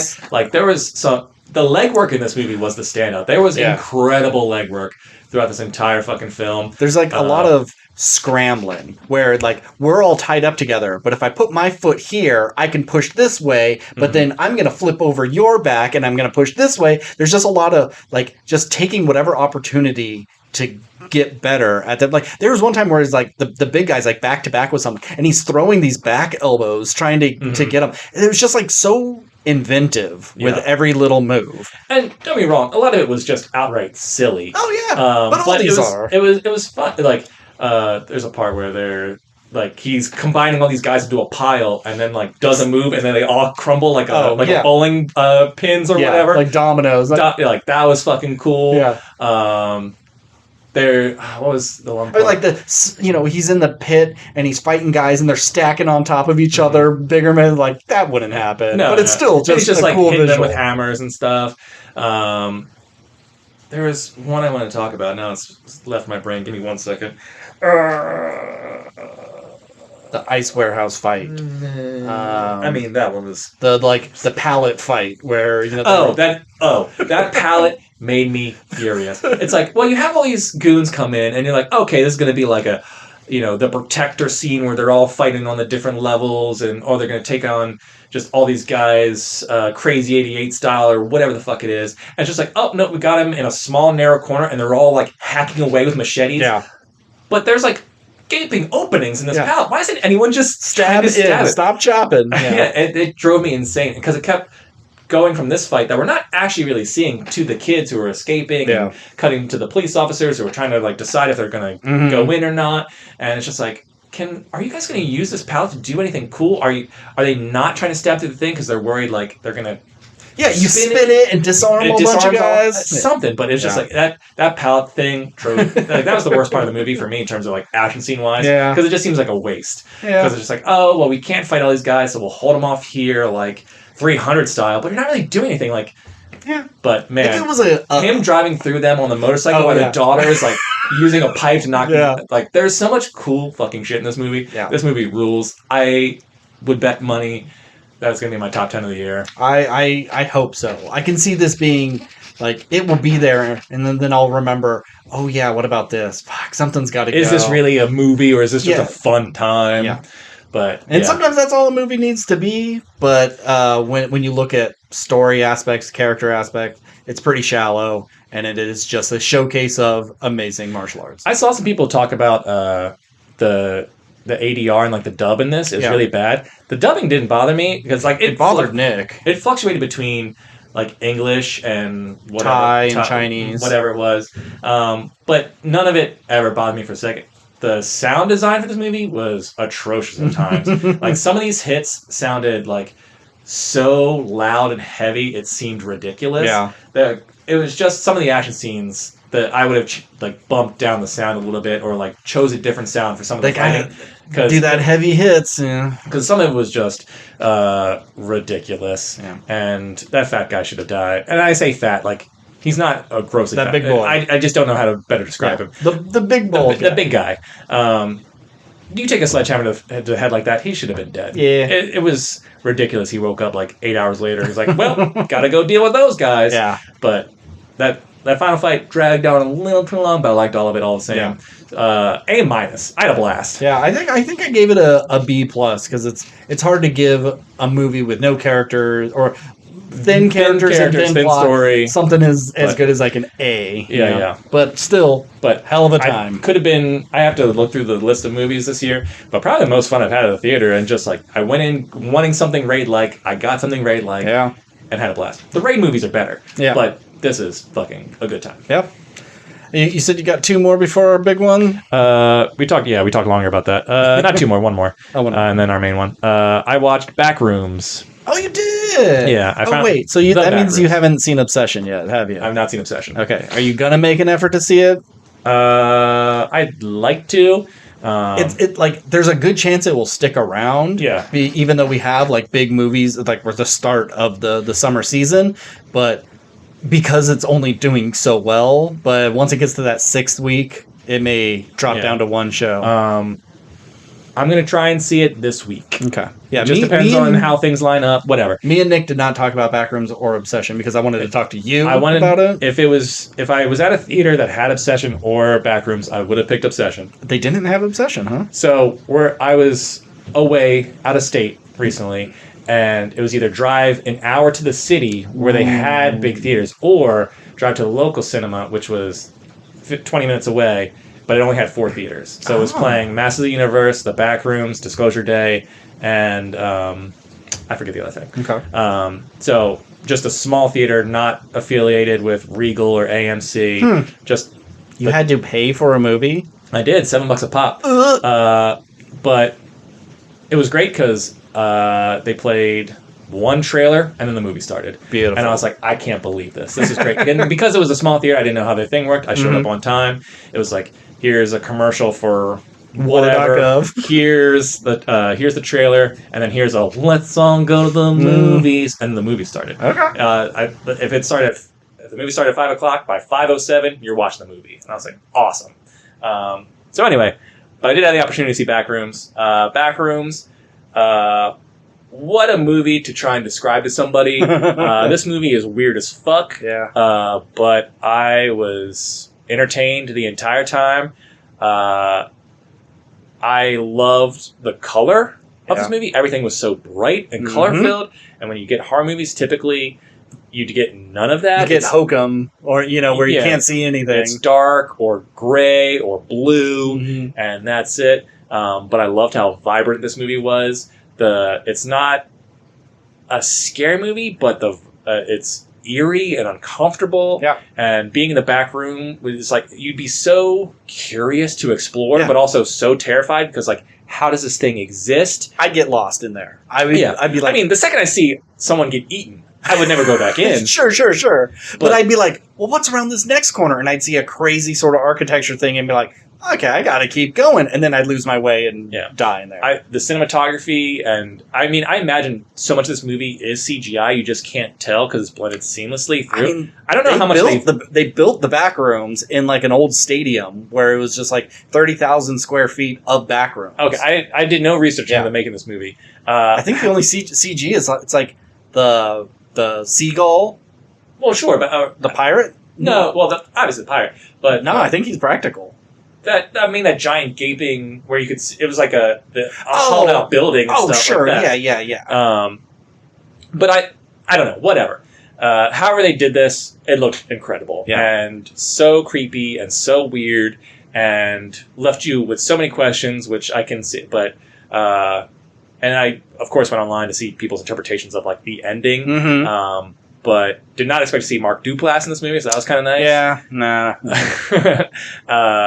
So yeah, I really like this movie, and I wouldn't even begin to be like, how do I pitch like it is memories that are half remembered that are manifesting in this place. Is it another dimension? Is it in your whatever? Like what happens with the therapist at the end and all that. Is that her? Is that just a duplicate of her? Is that a remembered version? Did she get out okay, or is she with the evil hazmat suit guys? Like, yeah, I don't know, but it was fucking cool. Yeah, Backrooms. I'm gonna give it a B plus.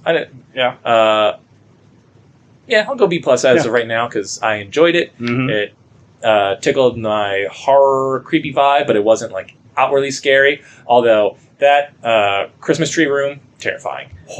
That got me. Because, like, he turns on the light, and it's this little person in a chair. Yeah. And I wasn't sure what I was looking at. And then the woman comes at you? Yeah. Oh, my God. Yeah, and then the mannequins, like, fuse into the floor, and because it's dark, you can't quite tell if they're humans or not. And just, like, who would have thought a room filled with laundry would be so fucking scary? Yeah. Like, very Holocaust adjacent, like, with all the, like... Sure. But, I saw something. I clocked it too, but people I saw in comments talking about the movie, like the head in the pile of clothes, so fucking scary. I was like, that's a person. That's but it's just a cardboard cutout. I didn't realize it was a cardboard cutout until other people said, "Oh, you didn't see the other parts?" Yeah, it was just the head of a cardboard. And like, I thought it was a person waiting to jump out. Yeah. But yeah, that scared the shit out of me. There's like so many good things that are like jump scares without being jump scares. Yeah. And Chiwetel Ejiofor, thank you. I always butcher it. Great in everything, and he's great in this. Yep. The woman who I don't think I've recognized. She was in that Swedish movie with Skarsgård and Elle Fanning last year. It was up for best cinema value. No. Oh. Yeah. Is that what it's called? Okay, yeah. She's the main in that. Oh, all right. Well, I didn't see that, but I would like to. If I have one major complaint is like I wish we kind of got a little bit more with the two people who were helping him. Yeah. Because they just kind of showed up and died really quick. Yeah. But other than that, like, I had a good time with this movie. So, after watching it, I had seen some of his Backrooms YouTube stuff. Kane Parsons, his, that's where this all came from. Well, you before when this trailer came out, you said you didn't know anything about the Backrooms. How much do you know now? So before I saw the movie, I was just like, well, let me watch a little bit of clips here and there, like just more like the shorts than actually like, or maybe I fast forwarded through a video just to see like, is there a creature in this fucking thing? Yeah. And there are that are kind of like just squiggle monsters.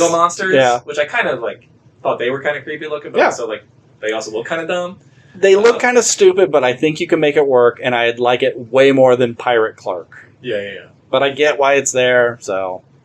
Yeah, because it's one of those things, like, it seems like as vast as this place is, and obviously you can go on infinitely, and who knows, like, does it only take the shape of people who are in it currently? It just seems like, okay, well, you're saying this woman existed somewhere, this man existed somewhere, now you have the pirate version, because he's an amalgamation of... his mascot. It's like his greatest fear of what he's become. And the connection with like, abusive wife or abusive husband, whatever. But it's like, I feel like maybe he should have ran into some other person. Like, it just seems so empty. But I also understand, like, that's what makes it kind of freaky is that it's so empty. It's so empty, and it could be empty for octillions of miles, who knows how big it is. Okay, so what about the very first picture? Do you know anything about where the Backrooms idea came from? No. Okay, so someone posted a picture on 4chan on one of their like creepy subreddits, and just saying like, why does this picture make me feel weird? And it's just the original Backroom picture of the yellow walls, the weird architecture. It's not super weird, but it's like, why the fuck is this it? Why would you build it this way? Yeah, but it was a furniture store in Wisconsin. And they were doing a renovation of it, and there was just a bunch of pictures taken. Someone took one of them, posted it to 4chan. We didn't find this out until, like, last year. Oh, okay. But so someone randomly posted it, then someone reposted that and said, this is the Backrooms, like squishy wet carpet and the buzz of fluorescent lights, and, you may not see what's in there, but they already see you. And that was it. So a lot of people took it and ran with it and made their own sort of backroom stuff. But Kane Parsons on his YouTube channel is called Kane Pixels. He released his first short, and it was done 100% in Blender, and it's all just kind of found footage of a guy. It shows at the beginning he's like filming a stupid movie with his friends, fall backwards, and then clips into the backrooms. And he's just walking around. You're just seeing kind of weird architecture. You start hearing something, and then that squiggle monster is kind of like coming after him. And at the very, very end of it, it like gets him, but his camera falls down, and then it clips out of the backrooms, and it's like 1,000 feet in the air, and you just see it tumble to the ground. And then that's the end of it. Well, he has created this huge mythology, and there's a ton of videos posted on his channel, and some of it are just like, it looks like powering on a machine, and then you see a cube disappear, and then that's it. And then you see there's another video of like a door trying to open, and they can't get it right, and then they get it right, and you're looking into the back rooms. He has these years of mythology that you have to kind of piece together, and you have to really like slow down videos and look at dates and stuff. But I don't have time for that. So the YouTube channel Film Theory? I'm aware of it. They were obsessed with the backrooms for years, and they've been doing their sort of theories. And they made a compilation recently of putting all those together, and they did an excellent job of saying, like, well, this happened on this date. What else happened on that date? This earthquake that happened in real life. Like, when they turned on the machine to figure out whatever it was they were doing, it caused this massive earthquake in California, and they were going to use the back rooms as like storage or infinite housing and things like that. And so there's just all these videos that feel kind of like stupid and random at times, but they all come together for this bigger narrative. We don't have all the answers, but there are a couple of like found footage ones where you see more squiggle monsters, some where you get more weird architecture. They are absolutely 100% worth your time. Just watch them all one after another, and just marvel in how this 16-year-old was able to just make a CG world and make it believable. Some of the humans look a little not real, but you just got to buy into it. He also has another series called The Oldest View, The Eldest View, The Longer View. I can't remember, but it's like he finds a hole in the middle of a field that's like miles away from everything. And it's just a hole in the ground, but it's a staircase that goes on like forever. And so he climbs down into it and just goes and goes and goes and goes and goes. And he ends up in a mall. And now this is a real mall that was like decommissioned, and he's just wandering around it, and he's hearing noises, and it's just a guy wandering around an empty mall, but it just has this level of creepiness to it. And they had these statues, and it was like a Rasputin statue, and it was like, imagine like a parade float sort of quality. It's just like an upper body and a weird big kind of goofy, almost like kind of Jewish propaganda face. Okay. And his arms are like plants. Okay. And it's on a wheelie chair, like an office chair. Just imagine that. It's like 10 feet tall. And he sees it and goes like, oh, that's that display that they had here. And then he's walking down and he turns around and it's getting closer to him. And it's just slowly getting closer. And then it's on floors it's not supposed to be. Then it's going upstairs and it shouldn't be able to. And it like the tension building is insane. And it's just a guy walking around a mall. It's so good. And he has like so much different little like lore. If you watch all the videos, you get stuff, but you have to go into the descriptions, and there's links to other channels that show other videos that you got to put together. It's worth your time for someone who has done the work on it to compile it for you. It is just infinitely interesting, because he also like shows like the very first video called like Found Footage 1 is like the oldest in the timeline, and then everything else that came out after that is stuff that happened way earlier, and there's things that clipped back into the 70s, and that's how they know about the back rooms, because it's like this circular self-fulfilling prophecy, and it's very creepy and it's very cool. And so Kane Pixels, check it out. Even if you just watch the Found Footage 1, 2, and 3, those are kind of good enough just found footage stories, but it's all that little stuff in between that is very intriguing. All right. I will probably check it out and then regret it right before I go to bed. Yeah, because it is creepy. Yeah. Well, and who knows if he wants to do more of these, but it does feel like the kind of thing, like, if I want to make infinite Backrooms movies, I can do that. Because you can just tell infinite stories just set in the space. I don't know if they'll, like, hold the same weight now that you kind of, like, get the vibe of the thing. Yeah. But if you create new rooms and new monsters to face or, like, new characters to, like, really invest in, you could do some probably pretty cool shit with this stuff. Yeah. And I know he said, like, he has a book full of lore that he would love to explore, but he's not interested in telling everything. Like, I know what the Backrooms are, but I may never tell you what the Backrooms are. I may tell stories within the Backrooms, but it kind of loses its fun once you know everything about the Backrooms. Yeah. But for such a young kid to have thought about some of these things so intently is so impressive. Yeah. All right. Cool. All right, let's get to our main topic. Ooh, that's a big one. Yeah, that's what I get for being off for 3 weeks. Yeah. All right, Disclosure Day. Steven Spielberg's latest. I don't know. It's like his 43rd movie or something. Like, I don't. I've seen a lot of people doing their rankings of his entire filmography. It's just, we all know Steven Spielberg. He made fucking E.T., one of the greatest movies of all time. And so, master of aliens, it's really like him and Cameron, who have dipped their toes into alien stuff multiple times. And, he's had the cuddly cute alien with E.T., and then, like, the family drama with Close Encounters. He's done War of the Worlds, where it's more of an action movie. And so now we get this that's kind of, hodgepodge of all more of a real world government conspiracy. Maybe that's the best way to go with it. About a whole lot of things, actually. It's hard to just kind of do the log line for this.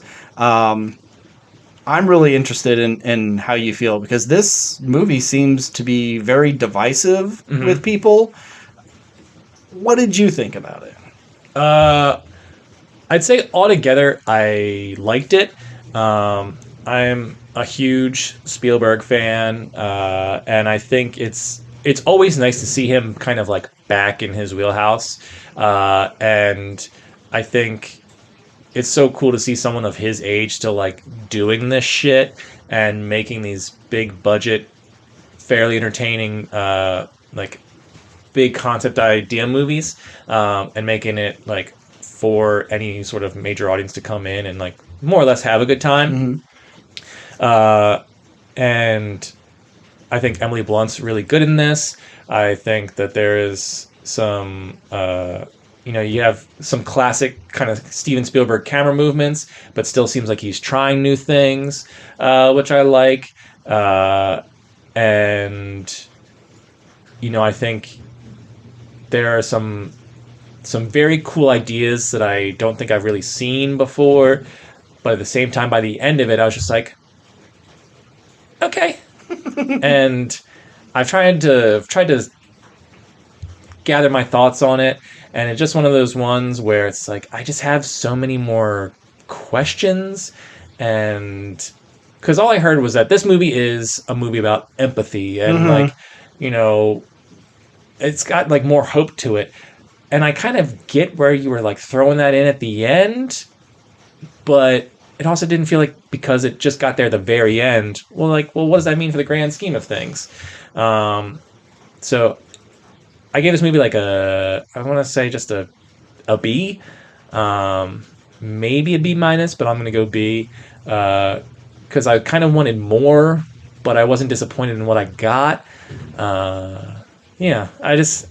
still not sure. I don't think I'll ever really feel the need to watch it again, but I did have and for a 2.5 hour, or almost close to a 2.5 hour movie, I think it flew by. I think it was pretty well paced. But yeah, I'm unsure how much I liked it, but I did like it. I think you disliked this movie. I gave this movie a D because it's hot, stinky poo-poo. This movie sucks really bad. Okay. This may be one of my least favorite of the year so far. And I predicted that this movie wasn't going to be very good. Okay. None of the trailers really won me over. Yeah. And as I'm walking in, do you think any of like you're going in thinking it's probably going to be bad? Like, well, as I'm going in, I'm telling myself I'm being a hater, and I'm purposely poisoning the well. I need to like fucking chill. They specifically made these trailers for a reason to not give away the whole movie. When I see it all together, this could be a great movie. So stop being such a bitch about the whole thing. And that didn't matter because the whole thing is stupid. The whole thing is so poorly written with so shallow. The characters are as shallow as the fucking Furious characters, except for Emily Blunt. Okay, let's take the two leads. We know what she wants. She wants to like move up to a better news channel. She's the weather girl. She's the weather girl. She's chasing this dream. She can't sit still. Her boyfriend is kind of over it, and we know her wants.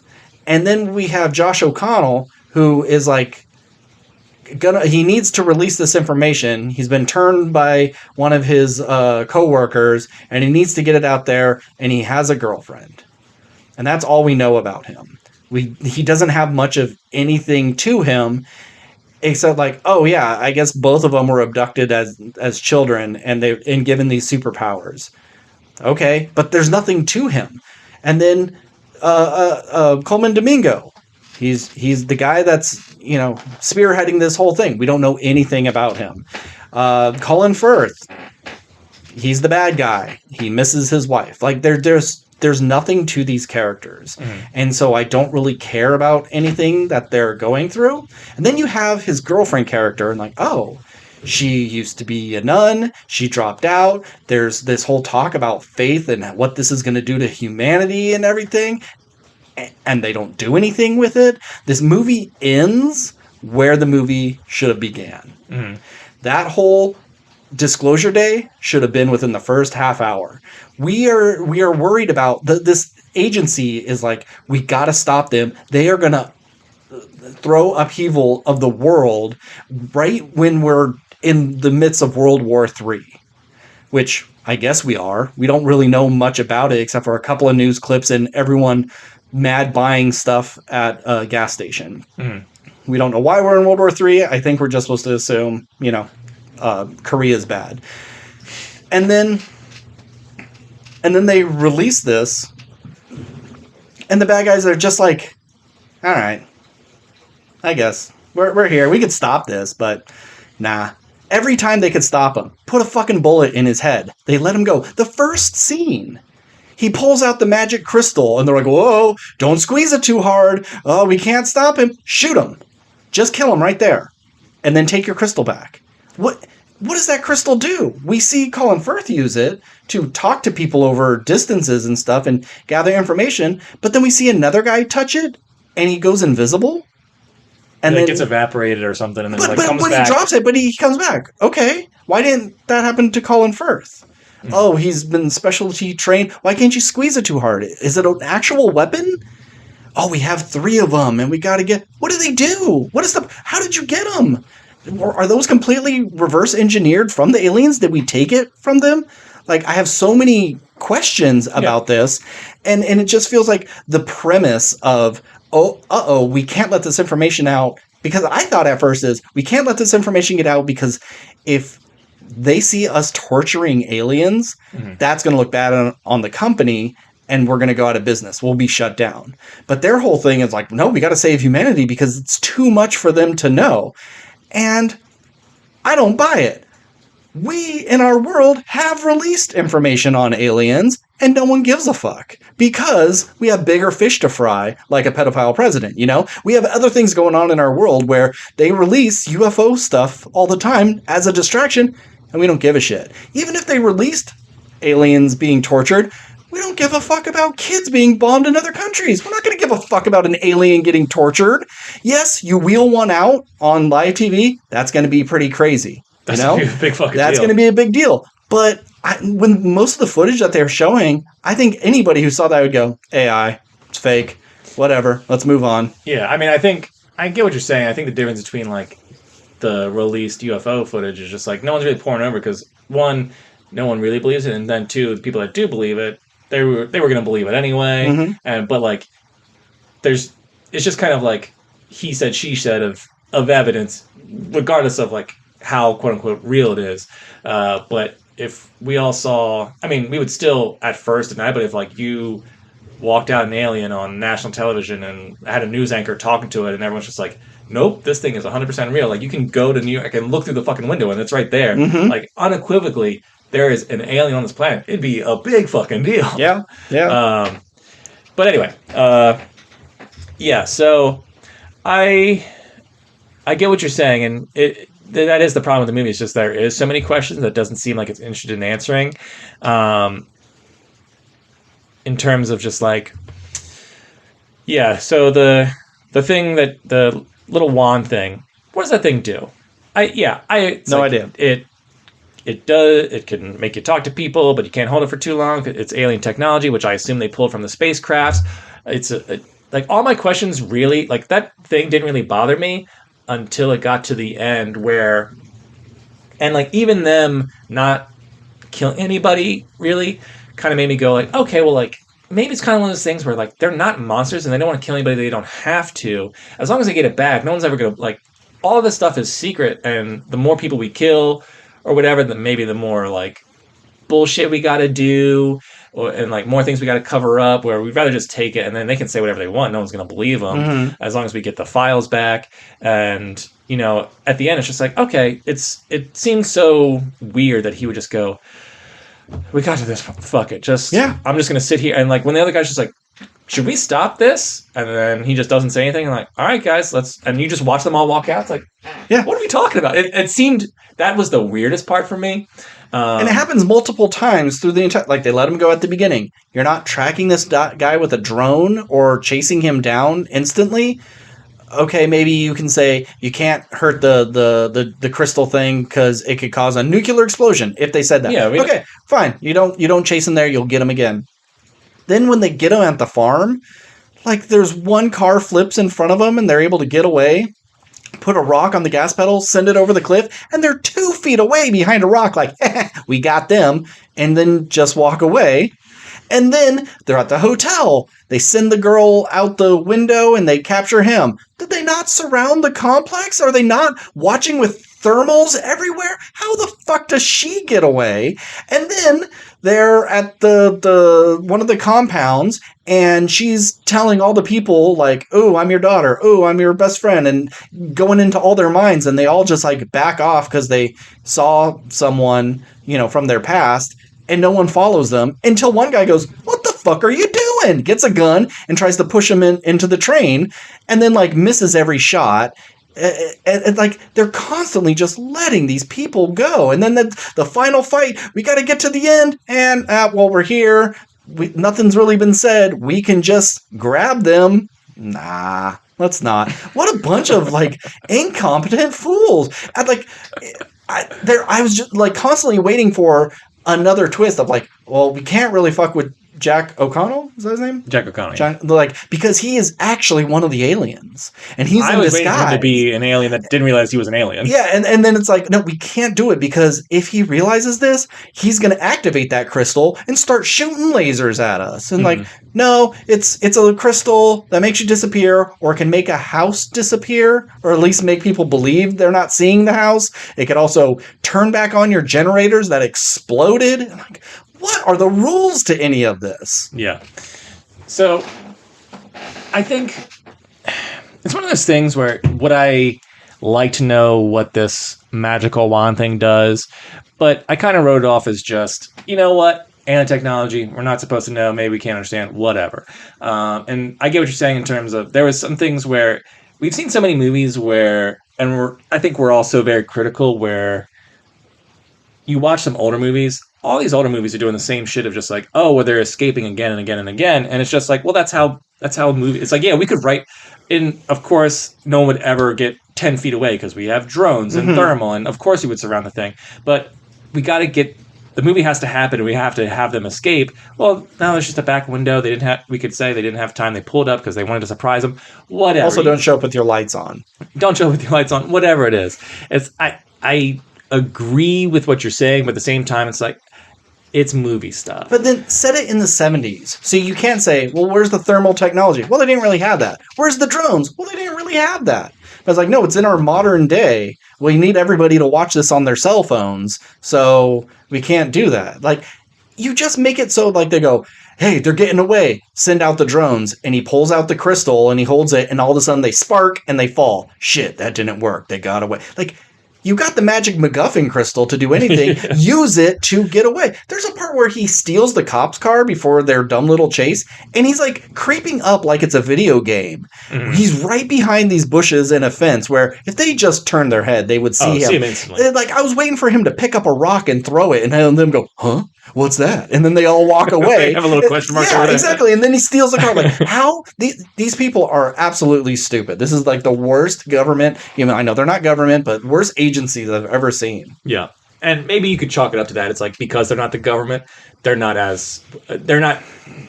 got alien technology. They should have the best of the best. They have one piece of alien technology. But, well, okay, whatever. So I can kind of forgive everything up until the last, I'd say, 5 minutes of the movie, 6 minutes of the movie. That's a lot to forgive. Yeah. It's just kind of like, I'm just here along for the ride, and like I said, I was having a good time. I like the idea of a former sister or nun or whatever she was, you know, being part of the group and questioning God, and I liked her conversation with the woman where it's just like, if aliens showed up, it wouldn't make me disbelieve in God because, you know, whatever. I'm whether you believe in that stuff or not, I'm just always intrigued by those conversations and people's interpretations and just choosing, you know, to believe in a higher power. Whether the aliens won't make me believe or disbelieve, and like we're all God, whatever. Get closer or talk louder. I kind of just wish there was more of that because I like those conversations. But my main problem with this movie is the final scene of this movie is arguably like, I mean, it definitely is the climax of the movie, and I think it is the most Spielbergian bit of the movie, and I think it's imagery-wise and how like the news anchor is like talking about the footage. I think it's all pretty effective. I think she was the best actress in this whole thing. I think she's great. But the thing is, like, so they're releasing like 79 years worth of footage, and it's showing all these different UFO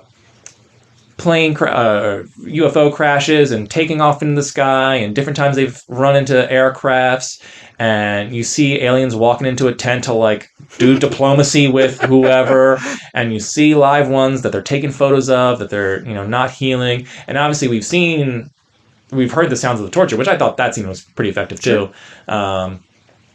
And it's just like, wow, like, look how fucked up some of the stuff is. And you could tell, like, the news anchor was getting very upset because she didn't know how to feel. And it's just like, we were doing kind of this horrible stuff. But at the same time, it's like, well, one, why are these ships crashing all the time? Two, like, the ones that are taking off, is it just whatever planet they came from is so far away that they're not coming back? Is it, like... Are some just doing scouting? Like, all this stuff of the other aircrafts that didn't crash, like, what the fuck's going on with there? What are you doing? Did we make some sort of deal? And, like, obviously we did some sort of interaction with these things other than, like, other than torture them or whatever. But I can't remember if they said, like, we've been unable to... I know Jack O'Connell says he can understand their language, but...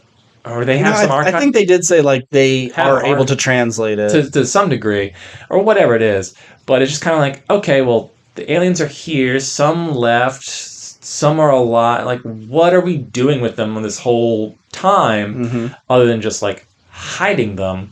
And then when they wheel that one alien, which is like 3 times the size of all the other aliens we saw before. Are they letting the kids drive? Is that why they're crashing all the time? Yeah. And obviously, they're aliens. We don't know their physiology. Yeah. They may start big. Yeah, exactly. That could have been a baby.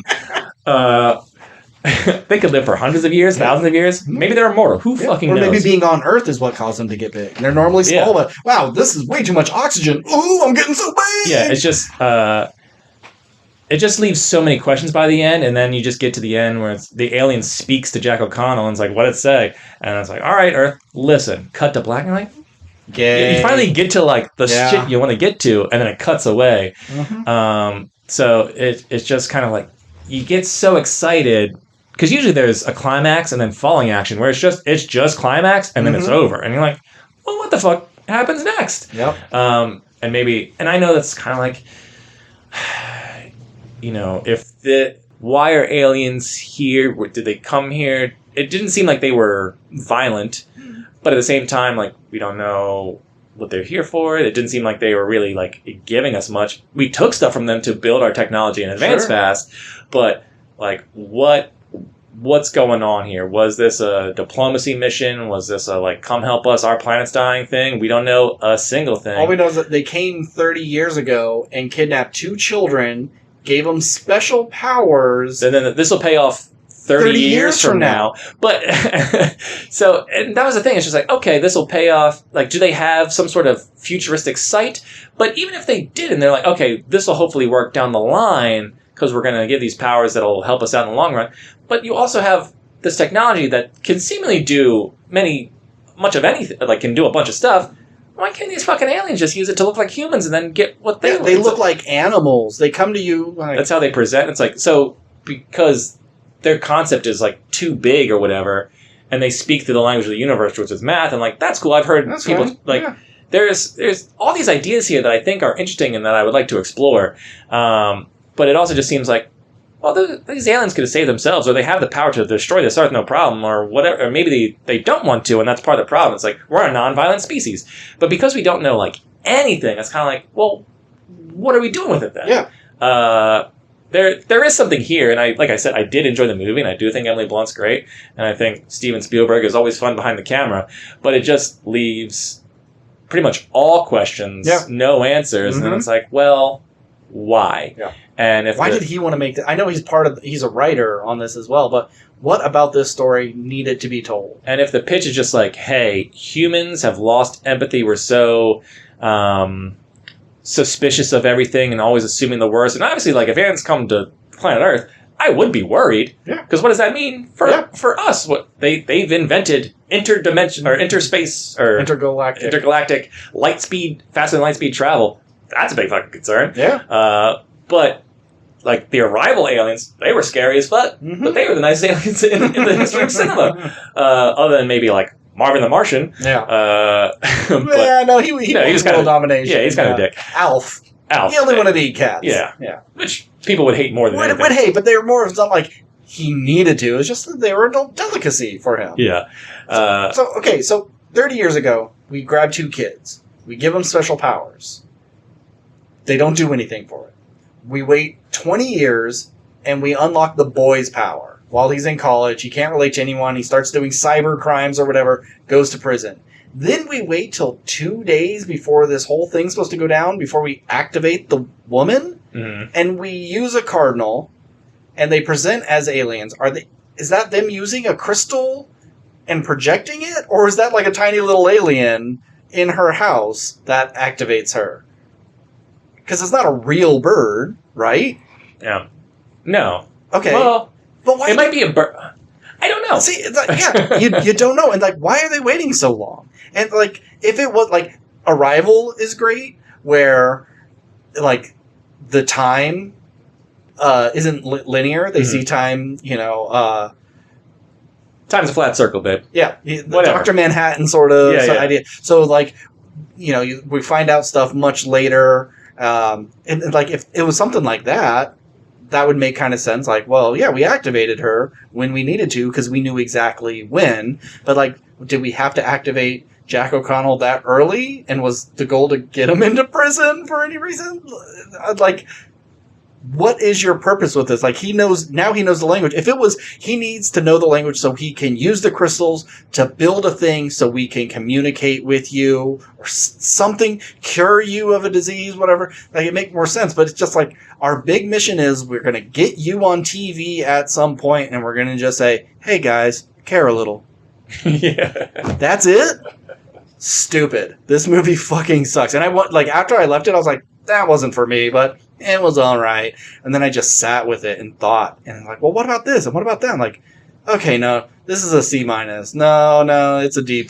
No, this is a D. Yeah, I would like to see a deep dive or hear Spielberg talk about some of the concerns and just sort of what the justification is, and maybe there's just things that you and I are missing. Yeah. Or, I mean, at the end of the day, I always say, if you have to explain your movie, then you fail to do it. Unless the point is obviously to be super Backrooms. There is details that sort of do explain some of that, but also at the end you walk out of the movie what the fuck was that movie about? That movie doesn't have to have a message. But yeah, that movie is to make you feel weird. Yeah, Disclosure Day has a message, but it's so muddy. Yeah, and I mean I am always for hopeful sci-fi that is saying, hey, we've seen so many movies where aliens come to Earth. Battle Los Angeles, Independence Days, Avatar movies. We're always doing battle with aliens. I like the idea of aliens come to Earth and they're chill, and they want to help us, and we should want to help them. And that's the whole thing of Star Wars and Star Trek is we can all have our disagreements and fight each other, whatever, but we're also can live peacefully. More Star Trek than Star Wars. More Star Trek than Star Wars, yes. But Star Wars is about wars. Yes, but that's about one singular entity, mega military complex versus the entire galaxy. But it's all the races are teaming up pretty much to defeat the Empire. Yeah, it's weird that the Empire is all humans, huh? Yeah. A little racist there. I wonder if that is an allegory or something. I'm just saying, your best friend can be a big, hairy, Wookiee person. Yeah. And that's fine. It's I like the idea of, we don't have to murder everybody instantly, and we can be cautious, but our first act should be diplomacy, not let's shoot this thing in the fucking head before it kills us. Yeah. Which I understand is you see a bear coming at you, you're going to take a shotgun to that bear if you've never saw a bear before. That's very fucking scary. But that's a bad example. Let's say it's a dog, but that dog might be running at you, and you're like, "What the fuck is that thing?" And then you shoot it, but it just wanted to lick your face. But it just wanted a pet, and you just don't know. Yeah. And that's an interesting concept. Yeah, I can totally see a scene like this, and I'm surprised it's not where she's rushing to get to work, and she goes in. There's a homeless person outside the studio asking for change. And she ignores, and her assistant or security guard is just giving him a boot. Get out of here, you fucking bum. We don't need your kind. And then by the end, he picks him up hey man, let me buy you a meal. You look like you may need one. One of those sorts of things. I'm surprised we don't have that, or you have Wyatt Russell, he's kind of a dick the whole time. Yeah. You make him reach out to someone and do something nice. Yeah, I mean, you have Emily Blunt, who one of her powers is to see people and know them instantly and know their wants and their desires, and everything she's doing is not mean spirits. Go home to your wife; she really needs you right now. That kind of thing. The power of I guess empathy or whatever it is you're looking for. It's that's something they imbued in her or whatever. It's okay, is that their goal? Is to just hey, we see the sickness that is this earth. We're here to show you, we want to give you understanding or something like that. That way you can live peacefully, we can, because we understand ourselves on that sort of level, just naturalistically or whatever it is, biologically. And that could be an interesting thing. But it's just, you get to the end, it's just hey, everybody, listen up. Yep. And then... Be cool. Be cool. One of the... Or is that again saying, you guys fucked us? And guess what? We're coming to get you. We're coming to get you. Everyone's getting anal probes fucking crazy. And she's I can't tell him that. Listen.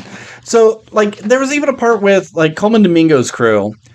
After Emily Blunt shows up to her parents' house, which that seemed like such a lot of work for an exposition dump, of let's bring it back to when you were abducted. Fuck Josh O'Connor and his memories or anything like that. We got to make sure it's her house. One of the workers like kneels down to her to like praise, and she's like, "Oh, we no one's God" or anything like that. Anyone's Messiah Yeah, or whatever. and like, oh, is that a thing? Or the aliens realize like we do need to look to someone for hope, and we can't have all these other religions because it just causes infighting. So we'll give them someone. We'll take these two for everybody to look towards. Are these the two that will bridge the gap? Are these the Adam and Eve? Yeah, is that what they're trying to do? Yeah. And like, nah.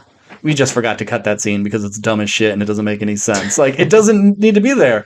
And maybe they cut it. It's like, we can't really do that whole sort of white savior sort of thing. That's a bad look in this day and age. But it just feels like this needed a bunch of rewrites. Yeah. Cut out the bullshit. I think this movie, you could kind of keep it more or less the same, but it shouldn't have been a movie about like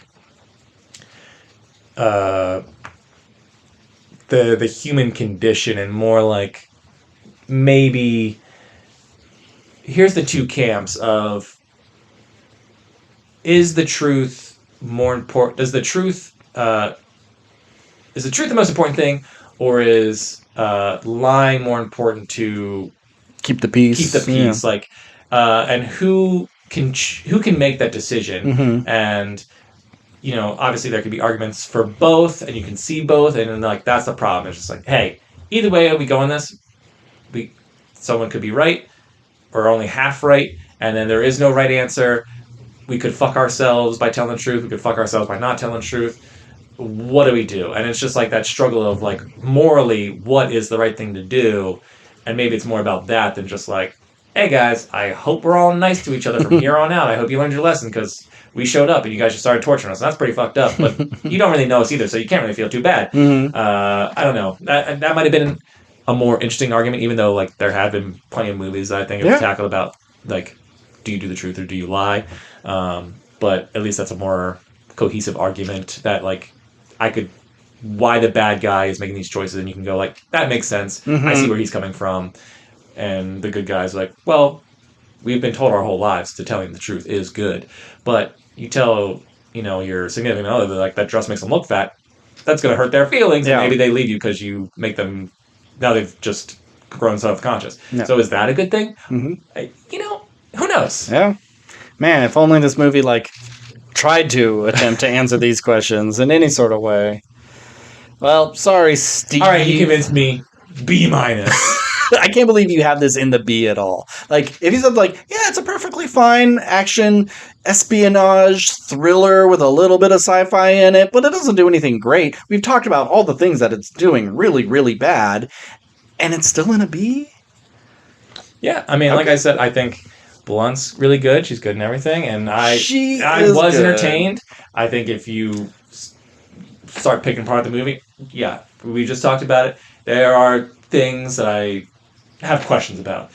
But for like a summer movie from a director I like with big stars that I go in and like, was I entertained from start to finish? And yeah. I think people are being too apologetic because they don't want to be mean to Steven Spielberg. It's like he's never really had like the misses of, oof, what dog shit. Oh my God. Yeah, I wouldn't say this movie's dog shit by any means. He's had things that like aren't as good as others. People go like, it's not for me. It was early days, whatever. Yeah, I mean, I've seen The Post and Bridge of Spies and all that kind of stuff. And I've never seen The Terminal, but I've seen enough clips to feel. I like The Terminal. Okay. Well, the point is like there are those movies that, I think a lot of people go like, meh. Yeah. Or I didn't see the BFG. I know Ready Player One kind of goes back and forth between people. But I remember seeing those movies and thinking like, it's not bad. Mm-hmm. But I would probably watch this before I watched Bridge of Spies or The Post again, even though that those movies probably are arguably for sure better. But I mean, don't get me wrong. Like I said, I'm not going to probably watch any of those movies ever again. But if I had to choose between those two and then Disclosure Day, I'd probably pick Disclosure Day to watch again. I think there's just more fun there than just watching people talk about like what news article they should post. But maybe I rewatch The Post and go, you know what? That movie's pretty fucking sick. Yeah. I mean, I have not seen that. Yeah, I think people are just being too nice. Like, he's allowed to have an absolute piece of shit, and this is it. If this is his piece of shit, that's pretty impressive. That's pretty great, yeah. I mean, because you could look at Scorsese and look at his filmography and be like, I don't like a bunch of this stuff compared to his good stuff. You could say that with a lot of directors, but it seems like with Spielberg, we're not allowed to shit on him in any sort of way. Last two things. The animals look terrible. The CG aliens look terrible. The effects in this are not great. A lot of it's kind of covered with that newsreel kind of filter. Yeah, sure. But those deer, those birds, all that looked so bad. I mean, I think like the Hansel and Gretel shot is very it's picturesque. It's nice looking. No, I mean it is nice looking from like a frame standpoint. Like if you saw a painting of this, you go, like, wow, that's really nice looking. But from a CGI perspective, it's the most glossy thing in this movie. Yeah. I didn't hate the look of and I like whenever the movies kind of like lean into the big black-eyed, gray-headed aliens. I like that Spielberg kind of goes like, these are my aliens. Yeah. But like you needed a couple more lens flares to cover up some of the flaws on that guy. But yeah, I think I agree that the animals didn't necessarily look great, but I don't think they look so bad it bothered me. There's one shot that I thought was really cool where they're in the house they rebuilt and it's like the cardinals. The shadows. And the shadows. Like that shot's really cool, but then it like also goes into the ship. It goes into the ship and the pinwheel becomes like there's some really good That's fine. shit. The only shot in this movie that I genuinely didn't like is when she's watching the torture video and the camera goes from behind the laptop and like flips over and turns. It's just like they got the timing on that turn wrong. It's so just jarring and like vertigo inducing. Yeah. And doesn't I think add anything to that scene. It just feels like let me do something fun camera wise here instead of just cutting to seeing it. Yeah, because I think for a scene that's so intense, it kind of takes you out of it. And maybe the point is like, oh, this is an uncomfortable thing, so we're going to make you visually uncomfortable with the camera work. Yeah. I get the idea behind it, if that's what he was going for. I just didn't like that shot. Yeah, I think if they moved over so you're upside down until you're parallel with it, then turned around, I'd be okay. But they try to do it at the same time, and I think they start a little early. Yeah, I didn't care for that. That's the only shot I genuinely didn't like. Everything else I was cool with. There's something, and this was a me thing. Watching the trailer, you see Emily Blunt when she's a little kid in bed, and the deer walks up. You see Josh O'Connell's girlfriend. I can't remember her name. Ruth. They sort of name a bunch of times at the beginning, but I can't remember. So we'll say struggle with character names. Yeah, even though I like a bunch. We'll say nun girlfriend. Yeah. Doing the clap and talking to the dude and stuff, and then we see Emily Blunt. And I looked at that little girl and said, that looks exactly like nun girlfriend. She is way closer to being her younger version than Emily Blunt. And then I thought, oh, is this going to be 3 different time periods that we see this character? And that's Emily Blunt for all of them. Okay, that could be kind of neat. And then it wasn't. I'm like, oh, okay, that's fine. It doesn't have to be that. But that little girl just doesn't look like Emily Blunt. She looks like the other one. But that's nothing. That's just an observation for me. Anything else you want to say? All right, next week is a bigger week. We got Toy Story 5. We have Leviticus and the Death of Robin Hood. Life and Death of Robin Hood? I can't remember what it's called, but the Robin Hood movie with Hugh Jackman. I don't think I care about Leviticus. You don't get to see Leviticus until you see Obsession. Relax. If I'm seeing anything this week, it's going to be Obsession. I don't care so much about Leviticus. I kind of want to see Robin Hood just out of like curiosity. Yeah. I can also see it being boring as fuck. I can see that being such a bomb. Yeah. Like, I'm sorry, you're going up against Toy Story. No. I know that's like they're tossing this different demographics or whatever, but come on, Robin man. Hood needs to do like double penetration or something to be like Hugh Jackman takes 2 dicks. Maybe at the same time. he hangs dog in this. Maybe. You know, there's got to be some sort of like gimmick to get the people in the seats. Not that should. The gimmick that's going to get me in there, but it'd be one of those shocking things. Like, really, that's the movie where like, like they're really hoping on like a big gay porn movie. There are like 40 plus men on that because it's like I don't want to watch no damn kids movie or I don't like horror movies. especially those gay horror movies. So let me watch Robin Hood. I'm familiar with what that name is, but yeah, I think just like He-Man, I ain't gonna do so well. Yeah. So I'd probably see Toy Story 5 or both of those. Okay. But yeah, See what you got to see, and we'll talk about whatever that is. I will see. Because by next, we won't watch. Maybe we could watch it before, but House of the Dragon comes back next Sunday. Oh yeah. So if you want to watch that, that could be something we talk about. Yeah. I don't think there's any other. Have you been watching Rick and Morty at all? I have not seen a single episode of the new season. I think it's only. This is the third episode. Okay. But anywho, regardless, if you want to get in contact with us, you could email us at WRPLpodcast@gmail.com. We're on Instagram. We're on TikTok. We're on Threads. We're on Blue Sky. Hit us up if any of your questions, comment, concerns. What do you think of Disclosure Day? Am I too hard? Is Steven too soft? Let us know. So, as always, I'm Ben. And I'm Steve. And keep consuming.